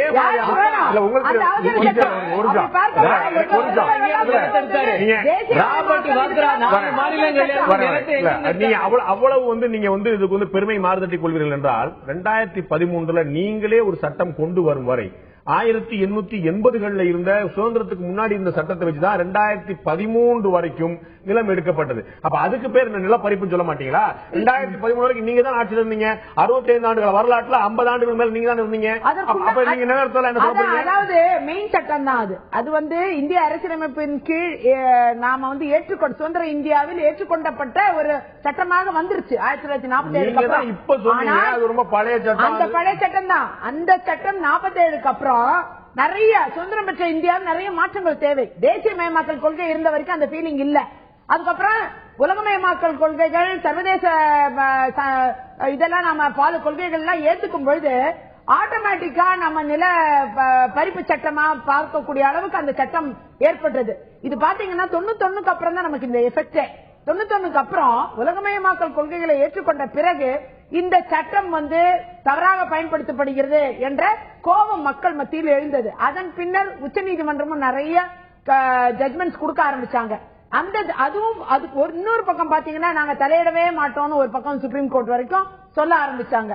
அப்படி வரும்பொழுது மக்கள் நலன் என்பது புறக்கணிக்கப்படுகிறது என்பது நேரடியாக தெரியப்பட்டது. அப்பதான் நாங்க 2013 சட்டத்தை இதுல பிரதமர் மோடி அவர்கள் சொல்றாரு, இது ஒன்றும் எனக்கு ஒரு வாழ்வா சாவா பிரச்சனை கிடையாது, இந்த நிலம் கையப்படுத்த மசோதா வந்து எனக்கு ஒன்னும் பெரிய லைஃப் ஆர் டெத்துங்கிற மேட்டர் கிடையாது சொல்றாரு. அப்படி சொன்னார் என்றால் இப்படி அவசர அவசரமாக நிறைவேற்றுறது உங்களுக்கு தெரியும், நிச்சயமா தெரியும். இதே நிலம் கையப்படுத்துற அவசர சட்டத்தில் வந்து இன்னமும் குறைந்தபட்சம் 2 முறையாவது இந்த அவசர சட்டத்தை கொண்டு வந்த நிலைமை இருக்கிறது. அடுத்த பாராளுமன்ற கூட்டத்துக்கு முன்னாடி ஒரு ஜாயிண்ட் ஒரு பாராளுமன்ற கூட்டுக்குழு கூட்டத்தை கூட்டி தான் நிறைவேற்ற முடியும்.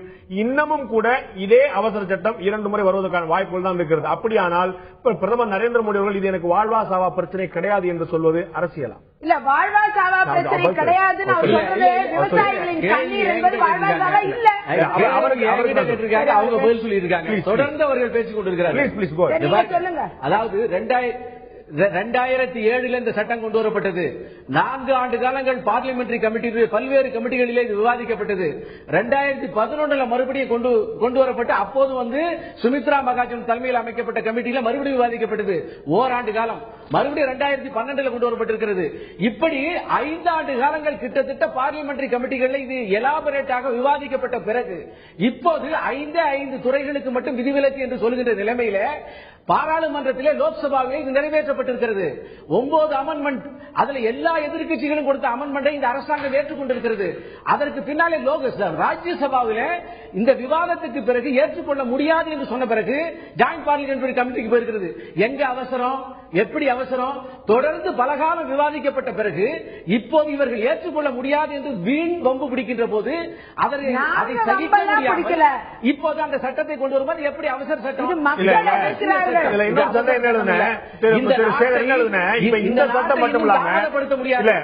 நாட்டின் வளர்ச்சியை இன்னும் தாமதப்படுத்த முடியாது.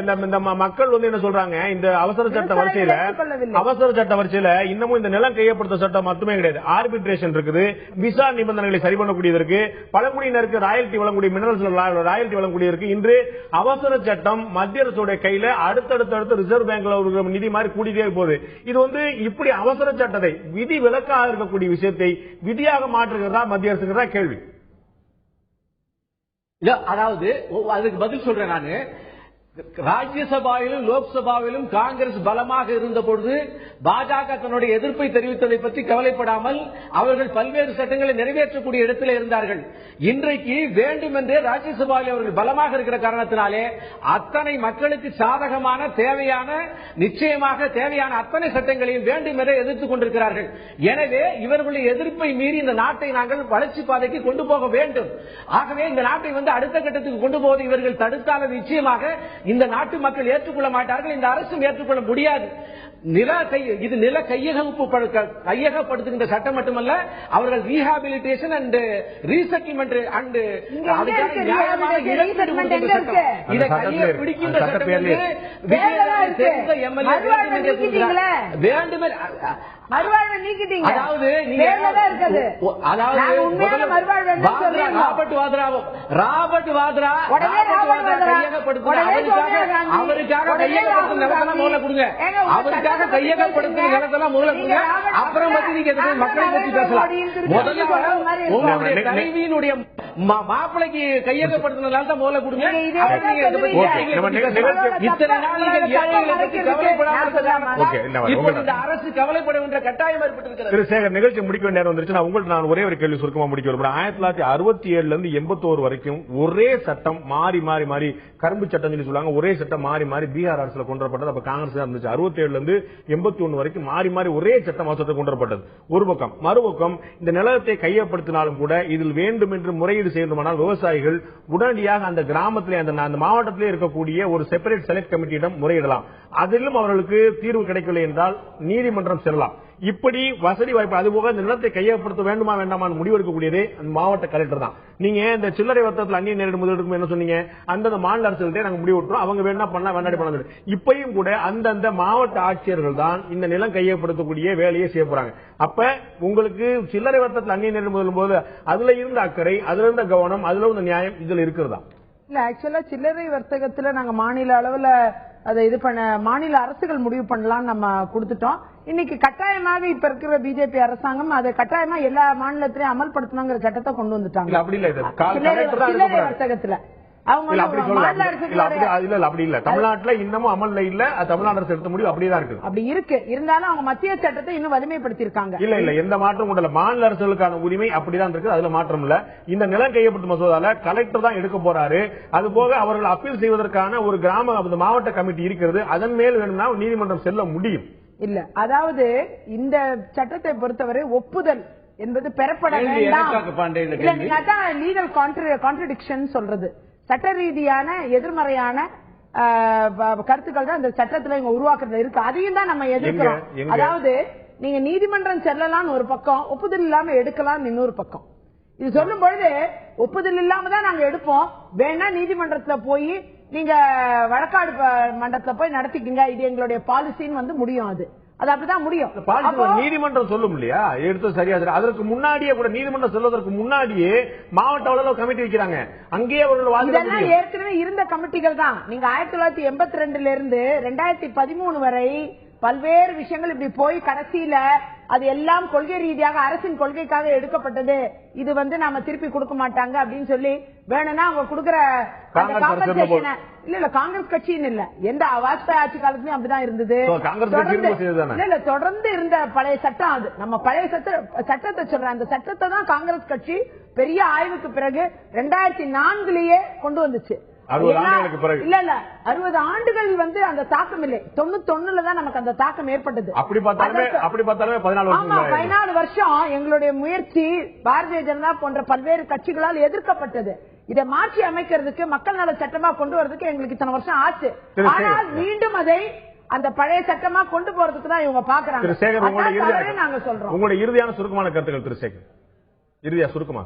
அதாவது இந்த சட்டம் ஏழைகளுக்கு உண்மையான சட்டம், விவசாயிகளுக்கு rehabilitation and resettlement and fair compensation கொடுக்கின்ற சட்டம். காங்கிரஸ் பயமுறுத்துவது போல இது நிச்சயமாக விவசாயிகளுக்கு எதிரான சட்டம் இல்ல. இந்த சட்டம் வருகிற போது விவசாயிகள் முழுவதுமாக அதற்கு ஆதரிப்பார்கள். காங்கிரஸ் கட்சி அதாவது 60 ஆண்டு காலங்கள் விவசாயியை குழி தோண்டி புதைத்த உங்களிடமிருந்து நன்றி திரு சேகர், உங்களுடைய கருத்தை புரிந்து கொள்ள முடியுது. விவசாயிகளுக்கு ஆதரவான சட்டம் என்று உங்களுடைய பார்வை, எதிரான சட்டம் என்று காங்கிரஸ் பார்வை இருக்கிறது. நிச்சயமாக இந்த சட்டம் இப்போது போகிற போக்கை பார்க்கும்போது சாமானிய மக்களுக்கு இந்த சந்தேகம் வலுவாக இருக்கவே செய்கிறது, மாற்று கருத்தில்லை. இது உண்மையிலேயே ஒரு பூதாகரமான ஒரு சட்டம் தானோ திட்டம் தானோ என்ற சந்தேகம் சாமானியர்கள் இருக்கிறது. அந்த நிலம் கையகப்படுத்தப்பட்ட பிறகு அதனுடைய பயன்பாடுகள் எவ்வாறு இருக்கின்றன என்பதை பொறுத்தே நிச்சயமாக இது நிலம் கையகப்படுத்தக்கூடிய சட்டமா அல்லது நிலம் பறிப்பு சட்டமா என்ற தீர்வு என்ற சந்தேகத்துக்கான விடை மக்களுக்கு கிடைக்கும். மத்திய அரசு என்ன செய்ய போகிறது என்பதை பொறுத்து பார்ப்போம். இந்த நிகழ்ச்சியில் கலந்து கொண்டு கருத்து தெரிவித்த விருந்தினர்கள் 2 பேருக்கும் நன்றி. பார்த்த உங்களுக்கும் நன்றி நண்பர்களே. மீண்டும் இன்னொரு நிகழ்ச்சியில் சந்திப்போம். அதுவரை நன்றி, வணக்கம்.